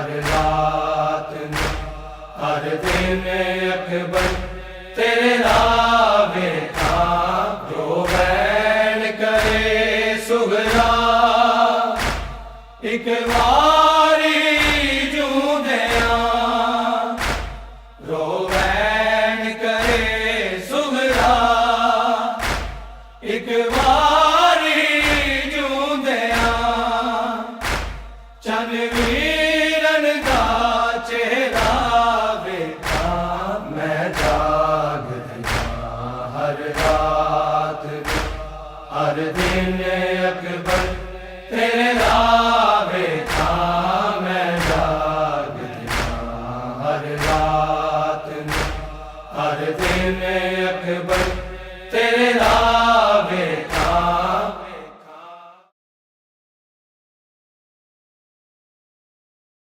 اللهم صل على محمد وآل محمد. السلام عليك يا نبي الله، السلام عليك يا رسول الله، السلام عليك يا حبيب الله، السلام عليك يا حجة الله، السلام عليك يا باس الهدى، السلام عليك يا خاتم النبيين، السلام عليكم ورحمة الله وبركاته. السلام عليك يا أبا عبد الله، السلام عليك يا ابن رسول الله، السلام عليك يا ابن أمير المؤمنين وابن سيد الوصيين، السلام عليك يا ابن فاطمة الزهراء سيدة نساء العالمين، السلام عليك أيها المظلوم وابن المظلوم، السلام عليك أيها الشهيد وابن الشهيد، السلام عليكم ورحمة الله وبركاته. السلام عليك يا غريب الغرباء، السلام عليك يا مغيث الشيعة والزوار في يوم الجزاء، السلام عليك يا شمس الشموس، السلام عليك يا أنيس النفوس، السلام عليك يا مدفون بأرض تونس، السلام عليك يا سلطان عرب والعجم، السلام عليك يا علي بن موسى رضا، السلام عليكم ورحمة الله وبركاته. السلام عليك يا صاحب الزمان، الأمان الأمان من فتن الزمان، السلام عليك يا خليفة الرحمن، السلام عليك يا شريك القرآن، السلام عليك يا وارث الإنس والجان، السلام عليك يا دافع الظلم والعدوان، عجل الله تعالى فرجك وصال الله مخرجك وظهورك وجعلنا من عوانك وأنصارك ورحمة الله وبركاته. السلام عليك يا بنت رسول الله، السلام عليك يا بنت أمير المؤمنين، السلام عليك يا بنت الحسن والحسين، السلام عليك يا بنت فاطمة الزهراء سيدة نساء العالمين، السلام عليك يا بنت ولي الله، السلام عليك يا أخت ولي الله، السلام عليك يا عمة ولي الله، السلام عليك يا بنت موسى بن جعفر ورحمة الله وبركاته. يا فاطمة معصومة اشفعي لنا في الجنة فإن لك عند الله شأنا من الشان. اللهم صل على محمد وآل محمد وعجل فرجه. اللهم صل على محمد وآل محمد. بار الى محمد وآل محمد کا واسطہ، اے پروردگار تو کریم ہے، تو رحیم ہے. بار الہ تجھے اپنی عظمت کا واسطہ، اے پروردگار تمام مومنین اور مومنات، بالخصوص جو یو کے مومنین اور مومنات ہیں، امامیہ مشن کے سکینہ ٹرسٹ کی طرف سے اور جو MCE میں ہیں، بار الہ محمد والمن کا صدقہ تمام مومنین مومنات جو بھی دنیا سے کوچ کر چکے ہیں، بار الہ ان کے صغیرہ کبیرہ گناہ معاف فرما. بالاخص تازہ مرحوم مولانا ظفر علی نقوی صاحب، بار الہ محمد والمن کا صدقہ اس مرحوم کے صغیرہ کبیرہ گناہ معاف فرما. اور مرحوم کی کافی خدمات ہیں، بار الہ ان کی خدمات کو، ان کی اعمال نیک کو اپنی بارگاہ میں قبول و مقبول فرما، ان کی مغفرت فرما. بار الہ محمد والمن کا صدقہ انہیں اہل بیت کے ساتھ معشور فرما اور ان کے لواحقین کو صبر جمیل کی توفیق عطا فرما. بار الہ محمد والمن کا صدقہ جو مریض ہیں، بارہلا تجھے اپنی عظمت اور جلالت کا واسطہ، تجھے امام سجاد کی بیماری کا واسطہ، بارہلا اس امام کی مظلومیت کا واسطہ جو اسیر ہو کر لٹے ہوئے قافلے کا سالار بنا، بارہلا محمد والے محمد کا صدقہ تمام مریضوں کو شفا کاملہ عطا فرما، بالخصوص جو کرونا کے مریض ہیں اور کرونا میں مبتلا ہو چکے ہیں بارہلا ان کو بھی شفا کاملہ عطا فرما، اور جو اس مصیبت زدہ میں مبتلا ہیں بارہلا، جنہیں مصائب ہیں، جن کے مرحومین اس دنیا سے چلے گئے ہیں بارہلا، اس وقت وہ مصیبت میں ہیں، جو امام حسین علیہ السلام کے مصائب کا واسطہ بارہلا انہیں صبر جمیل عطا فرما، بارہلا محمد والے محمد کا صدقہ جو بے اولاد ہیں انہیں اولاد عطا فرما، جو صاحب اولاد ہیں ان کی اولاد کو نیک فرما، بارہلا جو قرضدار ہیں ان کے قرض ادا فرما، بارہلا محمد والے محمد کا صدقہ جو بھی اس مشن میں خدمت کر رہے ہیں اور جن کو بھی خدمت کا موقع مل رہا ہے بڑھ چڑھ کر خدمت کر رہے ہیں، بارہلا اس مشن حسینی میں انہیں کامیابی و کامرانی عطا فرما، ان کی زندگی کو طولانی فرما، ان کو حضرت نوح علیہ السلام کی زندگی عطا فرما، بارہلا محمد والے محمد کا صدقہ ان کے رزق حلال میں برکت عطا فرما، بارہلا ہمارے حقیقی وارث امام زمانہ کے ظہور میں تاجیل فرما، بارہلا ان کی زیارت نصیب فرما اور ہمیں ان کا صحیح معنی حقیقی سرباز اور سپاہی بنا، بارہلا ہمیں آپس میں اتحاد کرنے کی توفیق عطا فرما، مراجع عظام علماء کرام کا سایہ ہمارے سروں پہ باقی رکھ، بارہلا محمد والے محمد کا صدقہ ہم سب کی توفیقات میں اضافہ فرما کہ ہم بڑھ چڑھ کر مشن حسینی میں کام کر سکیں، بارہلا محمد والے محمد کا صدقہ ہمیں مقاصد قیام امام حسین کو سمجھنے اور ان کی سیرت پہ عمل کرنے کی توفیق عطا فرما، اللہم تقبل دعا انک انت سمیع علیم والحمد للہ رب العالمین، والسلام علیکم ورحمۃ اللہ وبرکاتہ۔